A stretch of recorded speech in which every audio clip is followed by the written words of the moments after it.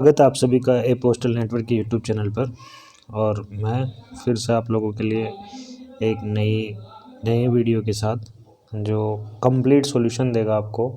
जी हाँ, PU guide part 1 का complete solution और करीब 322 क्वेश्चन। और इन 322 क्वेश्चन में मैंने पीयू गाइड पार्ट 1 का कंप्लीट समेट दिया है उसको, मतलब इससे बाहर क्वेश्चंस आने के चांसेस बहुत कम है। तो थोड़ा बोर ना होते हुए आप लोग इसको ट्राई करिए कि इसको कंप्लीट देखें, है ना। और जो लोग पैसों में आपको मटेरियल प्रोवाइड करा रहे हैं वही मटेरियल मैं फोकट में दे रहा हूँ, है ना। तो हो सके तो शेयर मत करिएगा और करो तो धड़ल्ले से करना, और चैनल को सब्सक्राइब और लाइक ज़रूर करें। तो इसी कड़ी में हम उल्टा चलेंगे, क्योंकि सीधे वाले क्वेश्चन है वो थोड़ा बोरिंग हो जाएंगे, क्योंकि सब जानते हैं कि पढ़े हुए हैं। इस चक्कर में उनको धीरे धीरे स्किप करेंगे। तो उन क्वेश्चंस को अपन लास्ट में देखेंगे। तो अपन सबसे टफ से स्टार्ट करते हैं और फिर इजी की तरफ आएंगे अपन, ठीक है। तो पहला क्वेश्चन आपकी स्क्रीन पर। पंजाब, उत्तर प्रदेश, जम्मू और कश्मीर, तमिलनाडु, पश्चिम बंगाल, असम, उड़ीसा और हिमाचल प्रदेश के किसी स्थान से भारत के अन्य राज्य के किसी स्थान को पत्र, नमूना और डाक के जरिए उन वस्तुओं का प्रेषण जिनमें हानिकारक कीड़े हों। मतलब ये जितने भी स्टेट दे रखे हैं ना, पंजाब, यूपी, जम्मू और तमिलनाडु, इनमें क्या होता है, इनके यहाँ से पत्र और नमूना डाक के जरिए हानिकारक कीड़े भेजे जाते हैं, है ना। तो इन कीड़ों को किस नाम से जाना जाता है ये पूछ रहा है, ठीक है। ये जो इंसेक्ट्स होते हैं, हार्मफुल इंसेक्ट्स, इनको सेंजोस स्केल के नाम से जाना जाता है, ठीक है। चलते हैं 321 नंबर क्वेश्चन की तरफ। तो 321 नंबर क्वेश्चन आपकी स्क्रीन पर है फिर से। तमिलनाडु, केरल और कर्नाटक। तमिलनाडु, केरल और कर्नाटक। तो इससे किसी अन्य स्थान में उन वस्तुओं का प्रेषण निषिद्ध है जिनमें हानिकारक कीड़े हों, जिन्हें किस रूप में जाना जाता है।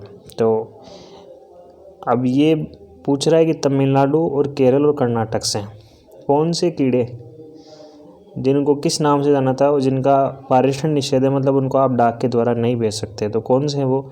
आइशिया 50, पता नहीं नाम ही ऐसे हैं, इनको क्या रट लो बस, आइशिया 50, पता नहीं कैसे तो नाम मसालोगे इनके। और चलते हैं अगला क्वेश्चन। बम्बई, केरल और उड़ीसा के किसी स्थान से किसी भी अन्य राज्य के किसी स्थान को पत्र और नमूना डाक द्वारा केले का प्रेषण निषेध है। तो ये थोड़ा सा रटना पड़ेगा आपको, और ये इम्पोर्टेंट क्वेश्चन भी है कि जो भी है मुंबई, केरल और उड़ीसा, इनसे आप जो केले के जो छिलके होते हैं ना, इनको आप नहीं बेच सकते डाक के माध्यम से, ठीक है। मतलब केले का जो प्रेषण है वो डाक के जरिए नहीं भेज सकते। क्यों? क्योंकि इससे कौन सी बीमारी का खतरा बढ़ जाता है। तो कौन सा होता है? बंजे टॉप मोज़ाइक, है ना। इसको वैसे बंची कहते हैं, बंची टॉप मोज़ेक, ठीक है। ऐसा कोई रोग होता है जो इन छिलकों की वजह से हो जाता है, जिस वजह से केले के छिलके क्या है, अलाउड नहीं है। कहाँ पे? बम्बई, केरल और उड़ीसा के स्थान से। अगला क्वेश्चन आपकी स्क्रीन पर। यदि कोई डाक वस्तु पिन से बंधी हुई हो, ठीक है, मान लो था मेरा जैसा, किसी ने स्टेपलर की जगह आलपिन घुसो दी उसमें, डाक या डाक कर्मचारी को चोट पहुंचाए, ऐसी डाक वस्तु के साथ कैसा व्यवहार किया जाएगा? यदि डाक वस्तु बीच में पकड़ ली जाए, मतलब प्रेषण में पकड़ ली जाए उसको, तो अगर बीच में ऐसी वस्तु पकड़ ली जाए जिसमें आलपिने वगैरह बहुत ज़्यादा मात्रा में है, तो उसको सीधा RLO को भेज दिया जाएगा, रिटर्न लेटर ऑफिस को भेज दिया जाएगा, जिसको क्या कहते हैं, पुनः प्रेषण केंद्र कहा जाता है, ठीक है। अगला क्वेश्चन आपकी स्क्रीन पर 318। डाक से बंधी वही पिन से बंधी हुई वस्तु डाक कर्मचारी को अगर चोट पहुंचाती है, तो प्रेषक डाकघर में अगर पकड़ ली जाए, मान लो आपने भेजी है और उसी टाइम उसको पकड़ लिया, तो क्या होगा? तो इस कंडीशन में क्या होगा? तत्काल प्रेषक को लौटा दी जाएगी वो, मतलब हैंड टू हैंड वो रिटर्न कर दी जाएगी आपको कि भाई आप इसको प्रेषण नहीं कर सकते हो। यदि किसी डाक वस्तु के मामले में पोस्टमास्टर के पास हानिकारक वस्तु होने के शंका के लिए पर्याप्त कारण हो, मतलब उसको डाउट हो रहा है कि इसमें कोई भी हार्मफुल वस्तु है, और यदि ऐसी कोई वस्तु भेजी जाती है जिसे डाक या डाक कर्मचारी को नुकसान पहुंचे, तो पोस्टमास्टर तत्काल किसे सूचित करेगा, ठीक है। तो आपको लगता है पोस्टमास्टर हो आप, तो और आपको ऐसा लगता है कि इस वस्तु में कोई भी हानिकारक वस्तु है और ऐसी आपको शंका हो जाती है, तो आप किसको इंटीमेट करोगे? सीधा हेड ऑफ सर्किल को इंटीमेट करोगे। हेड ऑफ सर्किल जो अपना चीफ PMG होता है। यदि कोई डाक वस्तु जिसमें ऐसी चीज़ हो जिसका आयात किया जा रहा हो या उस समय पर लागू किसी अधिनियम का उल्लंघन करके डाक द्वारा भेजी जा रही हो, तो डाक के साथ कैसा व्यवहार किया जाएगा? मतलब इन दिनों में उसका आयात निषेध है, कुल मिला के मान लो, ये मान लो, और आप इस टाइम पे उसको भेज नहीं सकते, मतलब किसी फिक्स पीरियड की बात कर रहा है वो, इस पीरियड के बीच में आप ऐसी वस्तु का आयात या निर्यात नहीं कर सकते हो। तो ऐसी वस्तु के साथ अगर आपने कुछ कर दिया, मतलब आपने भेज दिया या लिया है ऐसी वस्तु, तो उसके साथ कैसा व्यवहार किया जाएगा, वो सीधे ही RTS कर दी जाएगी, मतलब रिटर्न टू सेंडर कर दी जाएगी, क्योंकि आपने नियम का उल्लंघन करा है। तो नियम का उल्लंघन करते क्या होगा, वो सीधी RTS हो जाएगी, उसका डिलीवर नहीं हो जाएगी। यदि कोई भी डाक वस्तु डाक से पारित नहीं की जाएगी जिस पर या जिसके आवरण पर किसी ऐसे व्यक्ति का चित्र हो जो प्रमाणित अपराधी हो, मतलब कोई क्रिमिनल हो और उसका डाक वस्तु पर चित्र हो, तो ऐसी वस्तु के साथ क्या करोगे, आप सीधा रिटर्न लेटर ऑफिस को भेज दोगे, ना कि RTS करोगे। RTS नहीं करोगे। क्रिमिनल का अगर चित्र पकड़ा जाता है तो क्या करोगे, सीधा ही RLO भेज दोगे। ठीक है। ऐसी डाक वस्तुएं जिन पर शांति और कानून के विरुद्ध कोई बात लिखी हुई हो, पीस और शांति, मतलब पीस जो भी आपको बढ़ाती हो, मतलब वॉयलेंस बढ़ाने वाली कोई बात लिखी हुई हो, राजनीतिक दल या संस्थान के कार्यों को बढ़ावा मिलता है, ऐसी डाक वस्तु भेजी जाती है, तो कैसा व्यवहार किया जाएगा उसके साथ। तो मतलब जो भी ही विद्रोहात्मक जितनी भी चीज़ें होगी उनको RLO भेज दिया जाएगा। जैसे कोई क्रिमिनल की फ़ोटो हो गई, या किसी राजनीतिक दल को कोई बढ़ावा दे रहा है, या कोई अशांति को पैदा करने वाली कोई चीज़ भेज रहा है, तो उसको सीधा ही रिटर्न लेटर ऑफिस को भेज दिया जाएगा। जब कोई डाक वस्तु भेजी जाती है, यदि उस पर ऐसा डाक टिकट लगा हो जो किसी समय में उपयोग में आता था परंतु अब उपयोग में नहीं आता है, ठीक है, तो उसके साथ कैसा व्यवहार किया जाएगा, तो ये सीधा क्या करेगा, प्रेषक को वापस रिटर्न कर दी जाएगी ऐसी वस्तु को। ठीक है।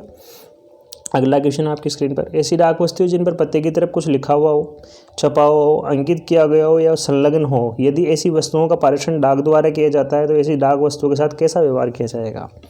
मतलब जिस तरफ आपने एड्रेस लिख रखा है उस साइड में कुछ लिखा हुआ, कुछ भी छपा हुआ, ऐसा कुछ मामला हो, तो ऐसी वस्तुओं के साथ क्या व्यवहार करोगे आप, तो प्रेषक को वापस रिटर्न कर दी जाएगी। मतलब अनअदर एड्रेस समझी जाने वाली, मतलब एड्रेस के अलावा कुछ भी छपा हुआ, कटा हुआ, फटा हुआ नहीं होना चाहिए उसमें, तो उसको सीधा ही क्या हो जाएगा, वो कहाँ भेज दी जाएगी, प्रेषक को रिटर्न कर दी जाएगी। अगला क्वेश्चन आपकी स्क्रीन पर, ऐसी डाक वस्तुएं जिन पर पते की तरफ कुछ लिखा हुआ हो, छपा हुआ, अंकित हो, कुछ संलग्न हो, डाक द्वारा प्रेषण किया जाएगा या नहीं किया जाएगा। तो स्टेटमेंट मैंने बताया आपको, ऐसी डाक वस्तुओं को प्रेषण नहीं किया जाएगा कि आपको एड्रेस साइड पे कुछ भी छापना या लिखना नहीं है सिवाय एड्रेस के। कौन सी निषिद्ध डाक वस्तु आपको ये बताना है, तो कौन सी है, अश्लील तस्वीर, कोई विस्फोटक पदार्थ, नुकीला उपकरण आप नहीं बेच सकते हो, तो ये सभी क्या है, निषिद्ध डाक वस्तु है। मतलब ये आप भेज सकते हो, पर अगर इसकी जगह ये होता है ना संरक्षित, और नहीं होता ना, यहाँ पे ये वर्ड नहीं होता ना, तो आप इसको बेच सकते थे, पर ये संरक्षित नहीं है तो इसको भी आप नहीं बेच सकते हो। चलते हैं नेक्स्ट क्वेश्चन की तरफ। अगला क्वेश्चन कहता है कि कौन अंतर्देशीय डाक प्रसारण के लिए निषेध नहीं है। तो मैंने आपको बताया था कौन निषेध नहीं है, तेज उपकरण जो ठीक से कैसा हो, संरक्षित हो, उसको आप क्या कर सकते हो, अंतर्देशीय डाक के माध्यम से बेच सकते हो। क्या लॉटरी से संबंधित टिकट, प्रस्ताव या विज्ञापन डाक के माध्यम से भेजे जा सकते हैं।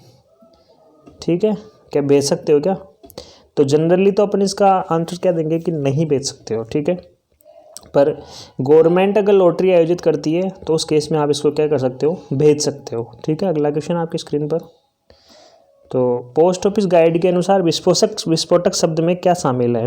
तो विस्फोटक में वही होगा जो आग लगा दे, तो क्या है यहाँ आग लगाने वाली माचिस। ठीक है। अगला क्वेश्चन आपकी स्क्रीन पर, अफीम, मार्फिया, कोका पत्ती और गांजा जब पार्सल डाक द्वारा भेजा जाता है तो उसके साथ क्या देना पड़ेगा आपको, उसके लिए आपको क्या करना पड़ेगा, एक डिक्लेरेशन फॉर्म देना पड़ेगा, मतलब घोषणा पत्र देना पड़ेगा आपको। ठीक है। ये जो जितनी भी चीज़ें हैं, अफीम, मॉर्फिया और कोका पत्ती, गांजा, या पार्सल से नहीं भेज सकते हो, अगर आप भेजते हो तो आपको इसके साथ क्या देना पड़ेगा, एक घोषणा पत्र देना पड़ेगा। ठीक है। अगली जो क्वेश्चन है अपनी स्क्रीन पर, अफीम, माफिया, कोका पत्ती और गांजा उनसे निर्मित वस्तुएं ऐसी औषधि विक्रेता जिनके पास रखने और बेचने का लाइसेंस है निम्न शर्तों में से सही है। तो अगर आपके पास लाइसेंस है अफीम, माफिया और कोका जैसी वस्तुओं को बेचने का, तो आप कौन सी डाक से उसको बेच सकते हो। ठीक है। तो ओनली आप इसको किसके बेच सकते हो, सिर्फ पार्सल से बेच सकते हो, बाकी किसी डाक से अलाउड नहीं है। स्पीड से भी नहीं बेच सकते आप, only parcel is allowed for अफीम, माफिया एंड कोका जैसे किसी भी पदार्थ के प्रेषण के लिए। क्या पार्सल पर डाकबार की पूर्व अदायगी आवश्यक है, तो पार्सल जो है हमेशा प्रीपेमेंट करके ही भेजा जाएगा, बिल्कुल सही है ये। सरकार के अधिकारियों द्वारा अपनी आधिकारिक क्षमता में पोस्ट किए गए पत्र निजी व्यक्तियों को संबंधित, भले ही वे निजी हितों और संबंधी व्यक्तियों से संबंधित हो। तो पूछ क्या रहा है, गवर्नमेंट ऑफिशियल अगर पोस्ट करते हैं अपनी आधिकारिक क्षमता में पोस्ट किए गए पत्र निजी व्यक्तियों को संबोधित, भले ही वो निजी हितों और संबंधित व्यक्तियों से संबंधित हो, उस केस में भी आपको क्या करना पड़ेगा, उनको प्रीपेड के रूप में भेजना पड़ेगा। ठीक है, जाएंगे तो आधिकारिक डाक लेख के रूप में ही। चलो मानता हूँ मैं किसी बड़ी पोस्ट पे हूँ और मैं किसी मेरे सगे संबंधी को लेटर भेज रहा हूँ, ठीक है, और तो उस केस में पूछा है कि आपको टिकटों का यूज कैसे करना चाहिए। तो कैसे करना चाहिए, नॉर्मल तरीके से करना चाहिए और प्रीपेड के रूप में ही अपन उसको भेज सकते हैं, इन गवर्नमेंट बैनर में अगर अपन उनको भेजते हैं तो यहाँ 2 स्टेटमेंट दिए हुए हैं और इनको पढ़ना है और सही आंसर बताना है। सरकारी डाक पर सर्विस टिकट को डाक टिकट के रूप में प्रयोग किया जा सकता है। हाँ, कर सकते हो आप। सर्विस टिकट अगर आपके पास नहीं है तो आप डाक टिकट भी काम में ले सकते हो। ठीक है, केवल प्राधिकारित व्यक्ति कर्मचारी कार्यालय ही सर्विस टिकट को डाक टिकट के रूप में प्रयुक्त कर सकता है। तो ये भी बिल्कुल सही है कि वो भी क्या होना चाहिए, एक ऑथोराइज्ड होना चाहिए गवर्नमेंट, है ना, एम्प्लॉय पर्सन, वही क्या हो सकता है, वही सर्विस सिस्टम्स का यूज़ कर सकता है। नेक्स्ट आपकी स्क्रीन पर क्वेश्चन, जहां एक आधिकारिक डाक पत्र पर सेवा टिकट के बजाय एक साधारण डाक टिकट का उपयोग किया गया है, उस केस में आप क्या करोगे, क्या एक्शन लोगे। तो देखो, अगर लगातार कोई आदमी ऐसी चीज़ कर रहा है और आपके बार बार समझाने पर नहीं मान रहा है तो आप क्या करोगे, सीधा हेड ऑफ प्रमुख, मतलब हेड ऑफ डिवीज़न, मंडल के प्रमुख सुप्रिटेंडेंट को भेजोगे इस अनियमितता को, मतलब चिट्ठी लिख करके सुप्रिटेंडेंट को अवगत कराओगे कि भाई ये आदमी, मैंने बार बार बता दिया कि आप सर्विस वाली जितनी रजिस्ट्रियाँ भेज रहे हो उनके ऊपर सर्विस वाला टिकट लगाया करो, पर वो बंदा नहीं मानता है, बार बार लोकल टिकट लगा रहा है, तो उसको हेड ऑफ डिवीज़न को बताया जाना चाहिए। अनियमितता को डाकघर के अधिकारी प्रभारी द्वारा लाया जाएगा, जिस पर संबंधित अधिकारी की सूचना पर पत्र को पोस्ट किया जाएगा। पत्र को डाक द्वारा आधिकारिक डाक पत्र के रूप में मान्यता दी जाएगी, मतलब माना तो वैसा ही जाएगा, वो कैसा, आधिकारिक डाक पत्र ही माना जाएगा। ठीक है, तो उपरोक्त सभी सही हो जाएंगे इसके ऑप्शन के।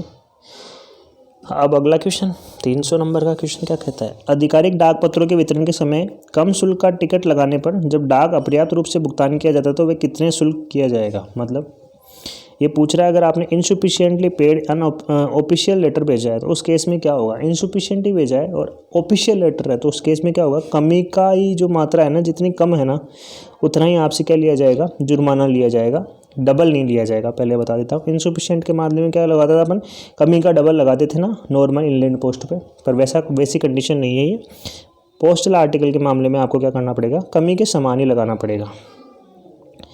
आधिकारिक आदत पत्र के वितरण पर किस दर से डाक शुल्क लिया जाएगा। ठीक है, किस दर से लिया जाएगा, तो मैंने आपको बता दिया, प्रीपेड रेट पे लिया जाएगा जितना उस पर कम है। ठीक है, सरकारी डाक वस्तु पर सर्विस स्टैम्प के स्थान पर साधारण डाक टिकट का प्रयोग होने पर क्या कार्रवाई करी जाएगी। क्या करी जाएगी, मैंने आपको बता दिया है, अनियमितता को इसको नॉर्मल डाक में से आधिकारिक डाक ही मानी जाएगी और मामले की जो संज्ञानता है वो एसपीओ के उसमें लाई जाएगी, प्रकाश में। तो ये क्वेश्चन अपन कर चुके हैं ऑलरेडी। कौन सा आधिकारिक डाक वस्तु के संबंध में गलत कथन है ये बताना है अपन को।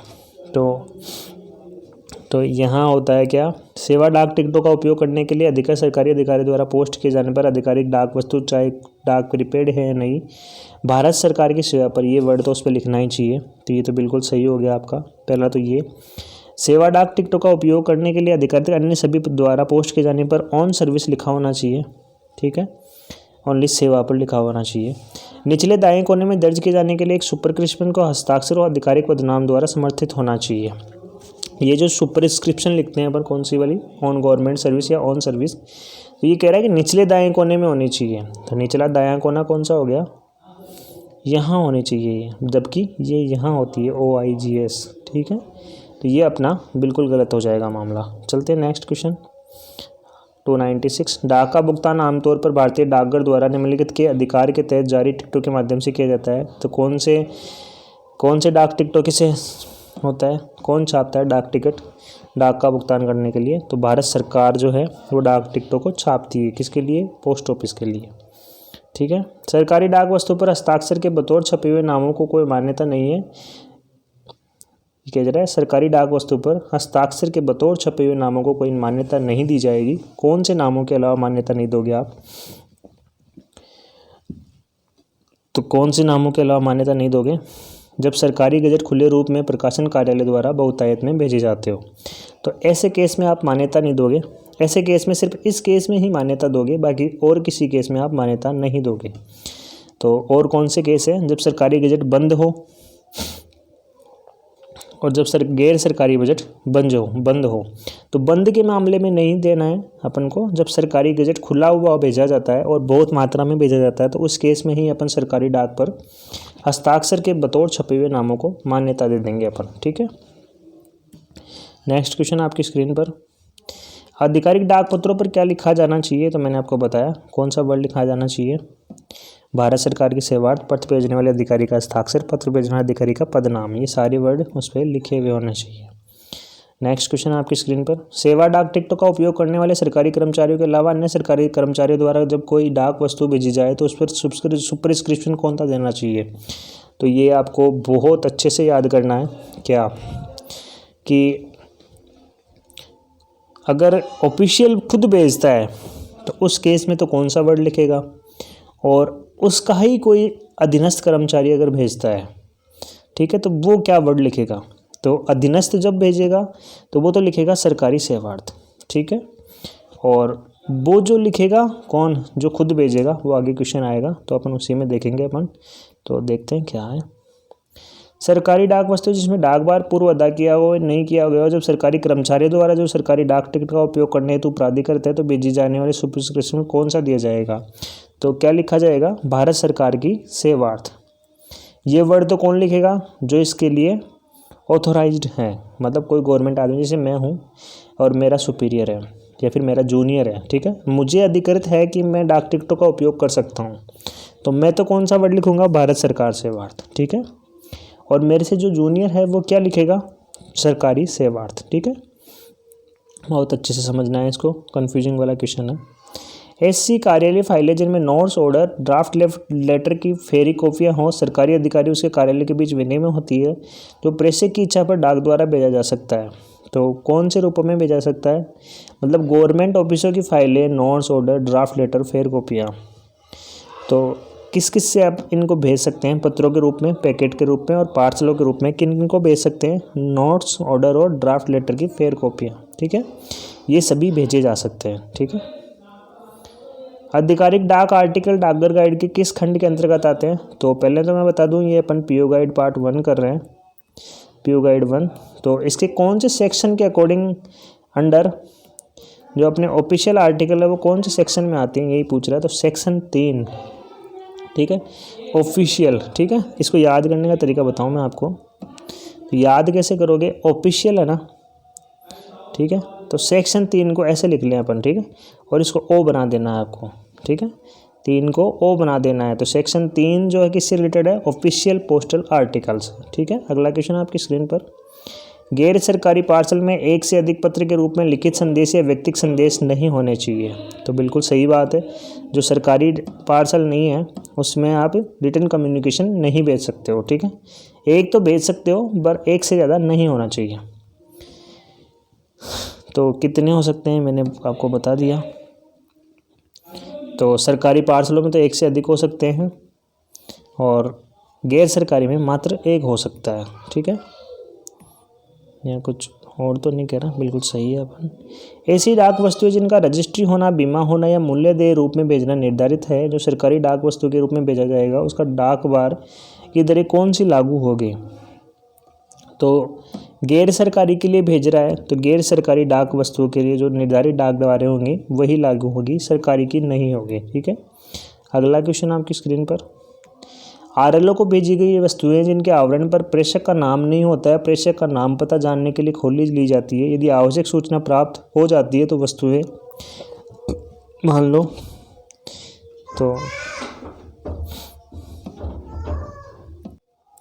तो मेनली ये कहना ये चाह रहा है कि आरएलओ को भेजी गई वस्तुएं जिनके आवरण पे क्या है, प्रेषक का नाम ही नहीं है, ठीक है, मतलब सेंडर का नाम नहीं है, ना एड्रेसी का नाम है। अगर मान लो खोलने के बाद इनका मालूम चल जाता है कि किसको भेजी जानी है, तो ये किसको वापस कर दी जाएगी? जो एक्चुअल में इसको लेना चाहता है या फिर जिसके पास ये जिसने पोस्ट करी थी उसको भेज दी जाएगी, ठीक है। आरएलओ ऐसी वस्तु के साथ कुछ नहीं करेगा जिनका मालूम चल जाता है। वे वस्तुएं जिनके पते अस्पष्ट और अपूर्ण हैं, जिससे वस्तु का वितरण किया जाना असंभव हो जाता है, जिनके रेपर खो जाते हैं, अलग हो जाते हैं, निपटान कैसे किया जाता है? तो कैसे निपटान करोगे आप? रिटर्न लेटर ऑफिस को अपन उनको भेज देंगे। ठीक है, अगला क्वेश्चन आपकी स्क्रीन पर। पते की हर तब्दीली के लिए लिखित में हिदायत देना आवश्यक है, किंतु ये अवधि कितने माह तक वैध रहती है? ठीक है, एड्रेस चेंज के लिए आपका 3 मंथ होता है, तो 3 महीने के अंदर आपको हिदायत देनी पड़ेगी कि मैंने एड्रेस चेंज कर लिया है। अपर्याप्त रूप से भुगतान किए गए अंतर्देशीय पैकेटों को, इनलैंड पैकेटों को पुनः प्रेषित कर दी जाएगी। मतलब कहना क्या चाह रहा है? Recent overseas insufficiently paid inland packet will be done. तो ये कहना चाह रहा है कि अंतर्देशीय जितने भी पैकेट होते हैं उनको विदेशों को पुनः प्रेषित कर दिए जाएंगे जिन्होंने क्या नहीं करा है, अपर्याप्त रूप से भुगतान किया है। ठीक है, तो बिल्कुल गलत है, ये पुनः प्रेषित नहीं किया जाएगा। ठीक है, अगला क्वेश्चन आपकी स्क्रीन पर। भारत छोड़कर चले जाने वाले व्यक्तियों को लिखित रूप में हिदायतें छोड़नी चाहिए कि किसी पत्र या अन्य वस्तुओं को जो उसके चले जाने के बाद उसके एजेंट को दी जाए। क्या ऐसी सलाह दी जाती है या नहीं दी जाती है? तो जैसे कोई NRI आदमी है, वो इंडिया छोड़ के चला गया, तो उसके पीछे से जो भी डाक आती है तो वो उसके एजेंट को देने के लिए आप हिदायत दे सकते हो या नहीं दे सकते हो? मेनली ये क्वेश्चन ये कहना चाह रहा है, तो हाँ दे सकता है वो। ठीक है, अगला क्वेश्चन। पेचीदा या सख्त हिदायतों या दौरे के कार्यक्रम जैसी किसी बात पर अमल नहीं किया जाएगा। तो ये बिल्कुल सही कह रहा है। एक्चुअल में ये मेनली तो एड्रेस चेंज के बारे में कह रहा है। अब तो एड्रेस चेंज आपने कर लिया या फिर कहीं बड़े दौरे पे जा रहे हो, तो उस केस में डाकिया आपकी बातों को ज़्यादा इग्नोर करेगा। किस केस में? कि आप कह रहे हो मैं 2 दिन वहाँ रहूँगा, 5 दिन वहाँ रहूँगा, तो ऐसी केसों को क्या होगा? मेनली इग्नोर किया जाएगा। ठीक है, अगला क्वेश्चन आपकी स्क्रीन पर। प्राप्तकर्ता अपने पते को बदलता है तो निवास स्थान के परिवर्तन के बारे में हिदायत कैसी होनी चाहिए? बिल्कुल सरल और सीधी। ठीक है, ठीक है, बी ऑप्शन हो जाएगा। अगला क्वेश्चन आपकी स्क्रीन पर। सैनिकों को भेजे गए अंतर्देशीय पार्सलों पर कितना डाक बार वसूल किया जाएगा? तो how much postage was charge on inland parcel sent to shoulder will go. तो पोस्टेज चार्जेस की बात कर रहा है, तो ये एक्चुअल में कौन से पोस्टेज चार्ज की बात कर रहा है? तो इनसुफिशिएंटली पेड पोस्टेज चार्जेस की बात कर रहा है, तो उन पर कोई भी शुल्क नहीं लिया जाएगा अगर इनसुफिशिएंटली पेड है तो। ठीक है, पार्सलों के पुनः प्रेषण पर अलग से डाक बार वसूल नहीं किया जाएगा जब, मतलब रिडायरेक्शन की बात कर रहा है, अगर वो किस केस में उन पे रिडायरेक्शन फीस नहीं ली जाएगी? तो उसी वितरण क्षेत्र में हो, सेम डिलीवरी एरिया में हो, तो उस केस में उन पे लिया नहीं जाएगा। ठीक है, और अगर 100 किलोमीटर दूर हो तो उन पे लिया जाएगा। दूसरे नगर के भीतर आपने पार्सल डिलीवर करवाना है तो उस पर भी आपसे रिडायरेक्शन चार्जेस लिए जाएंगे। तो ये मेनली याद करने वाली बात है कि पार्सल एक ऐसी कैटेगरी है जिस पे रिडायरेक्शन चार्ज आपको देना ही पड़ेगा।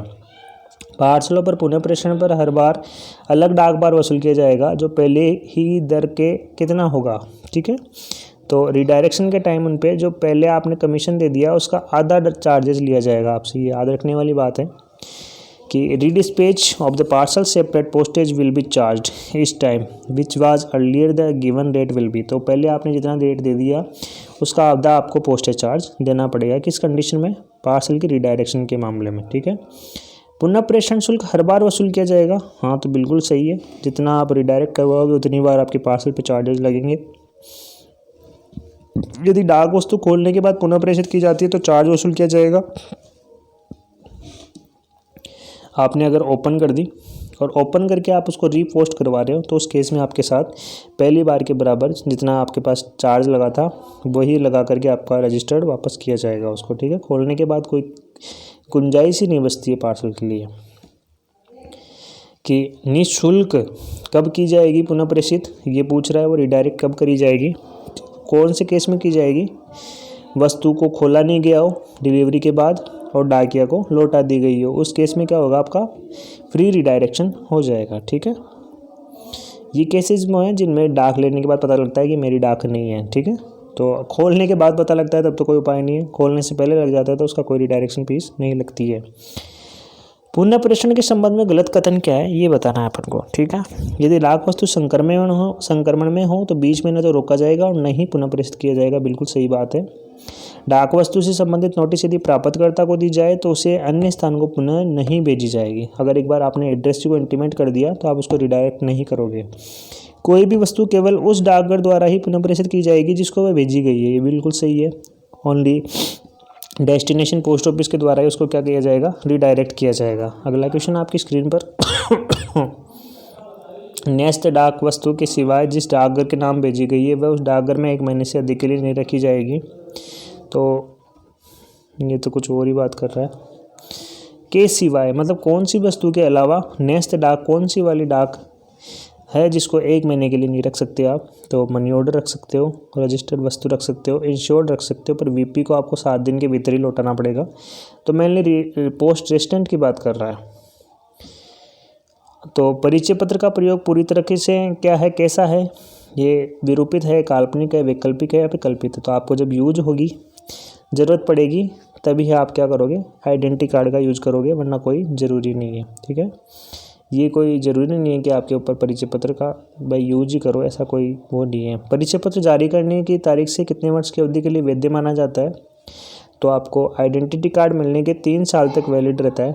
तो आपको मेनली ऐसे याद करना है, जब भी आप गवर्नमेंट मतलब परमानेंट होगे तो उस केस में आपको आईडी कार्ड दिया जाएगा और वो 3 साल के लिए वैलिड रहता है। आपको ऐसे याद करना है इसको। ठीक है, वो मैटर थोड़ा अलग है जो ये पूछना चाह रहा है, तो इसको इससे रिलेट करके याद कर सकते हो आप। पोस्ट ऑफिस गाइड के अनुसार परिचय पत्र में क्या क्या होगा। तो क्या क्या होगा भाई साहब, सब कुछ होगा। धारक का पूरा पता, हस्ताक्षर, फोटो। मतलब यहाँ से क्या कहना चाह रहा है कि लिटरेट आदमी ही उसको ले सकता है। ठीक है, आईडी कार्ड वो, बाकी कोई नहीं ले सकता है। बीमा वस्तु या प्राप्तकर्ता के संदेशवा को दे दी जाएगी, बिल्कुल नहीं दी जाएगी। इंश्योरेंस के मामले में ये कंडीशन ही है कि इंश्योर्ड आर्टिकल कभी भी आपके एजेंट को या मैसेंजर को नहीं दिया जाएगा।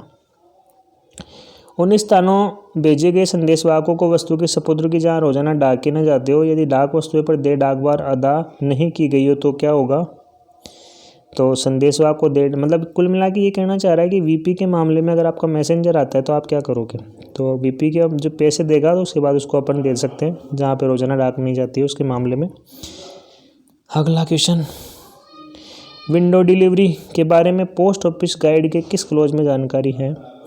तो विंडो डिलीवरी का जब भी नाम ले तो 5x7 ये वर्ड याद रखना है। 57 नंबर का जो क्लोज है उसमें विंडो डिलीवरी के बारे में पोस्ट ऑफिस गाइड में पीओ गाइड पार्ट 1 के रूल नंबर 57 में दिया गया। तो कौन सा, 57। तो या फिर तो ऐसे याद कर लो, या फिर इस 5 को थोड़ा यूँ उल्टा लिटा करके इसको W बना दो, तो विंडो डिलीवरी से हो जाएगा 57। ठीक है, यदि प्राप्तकर्ता डाक डाकिए के जरिए प्राप्त नहीं करना चाहता है, वह चाहता है कि साधारण रूप से भेजने के बजाय डाकघर में ही उस समय तक के लिए रोक ली जाए जब तक कि मांगी न जाए। इसके लिए प्राप्तकर्ता को क्या तरीका अपनाना होगा। तो पोस्ट स्टैंड का तरीका अपनाना पड़ेगा। तो पोस्ट मास्टर को लिखित में आवेदन पत्र देना पड़ेगा, नहीं तो डाकिया तो जाएगा ही। ठीक है, तो अगला तरीका, अगला क्वेश्चन, यदि प्राप्तकर्ता अपने डाक वस्तु को डाकघर की खिड़की पर कार्य समय के दौरान प्राप्त करना चाहता है तो प्राप्तकर्ता से कितना वसूल लिया जाएगा। तो विंडो डिलीवरी के लिए कितना चार्ज लिया जाएगा। मेनली कोई चार्ज नहीं होता है विंडो डिलीवरी पे, आप अपनी कोई आर्टिकल लेना चाहो तो। क्या पोस्ट बैग के साथ पोस्ट बॉक्स की सुविधा प्रदान की जा सकती है। हाँ, बिल्कुल करी जा सकती है। अगला क्वेश्चन, पोस्ट बैग की सुविधा लेनी हो तो पोस्ट वाक्य की सुविधा भी लेना आवश्यक है। पोस्ट बैग के लिए पोस्ट बॉक्स की सुविधा भी लेना आवश्यक है। तो ऐसा कोई गारंटी नहीं है कि आप पोस्ट बैग ले तो पोस्ट बॉक्स भी लेना पड़े आपको। अगला क्वेश्चन, बैग की सुविधा कहाँ उपलब्ध होगी। तो वहीं होगी जहाँ डिलीवरी होती है, और कहीं आपको पोस्ट बैग की सुविधा उपलब्ध नहीं हो जाएगी। सभी डिलीवरी डाकघरों में उपलब्ध होती है। ठीक है, ऐसा पोस्ट बॉक्स धारक जिन्हें बड़ी तादाद में डाक प्राप्त करना पड़ता है और जो आसानी से डाक बॉक्स में नहीं रखी जा सकती है, तो दूसरा पोस्ट बॉक्स किस नंबर का दिया जाएगा। तो उसी नंबर का दिया जाएगा जिसका उसका पहला पोस्ट बॉक्स है। ठीक है, नंबर सेम रहता है, डाक ज़्यादा आ गई तो क्या हो गया, दूसरा दे देंगे आपको डब्बा वैसा का वैसा बना करके। पोस्ट बॉक्स में किराए का भुगतान कर दिया जाता है तो उसके पूरे आंशिक किसी दूसरे वाकई किराएदार दे के जमा के विरुद्ध समायोजन नहीं किया जा सकता। तो बिल्कुल सही बात है ये। आपने अगर एक पोस्ट बॉक्स का किराया दिया तो उसी के लिए वैलिड रहेगा, आप दूसरे में एडजस्ट उसको नहीं कर पाओगे। ठीक है, किसी भी पोस्ट बॉक्स किराएदार को यह मांगने का अधिकार नहीं है कि उसे उसी मतलब स्पेशल नंबर का उसको पोस्ट बॉक्स दिया जाए। तो ये बिल्कुल सही बात है, खास रंग वाला, खास बनावट वाला या खास नंबर वाला। ठीक है, बिल्कुल सही चीज़ है।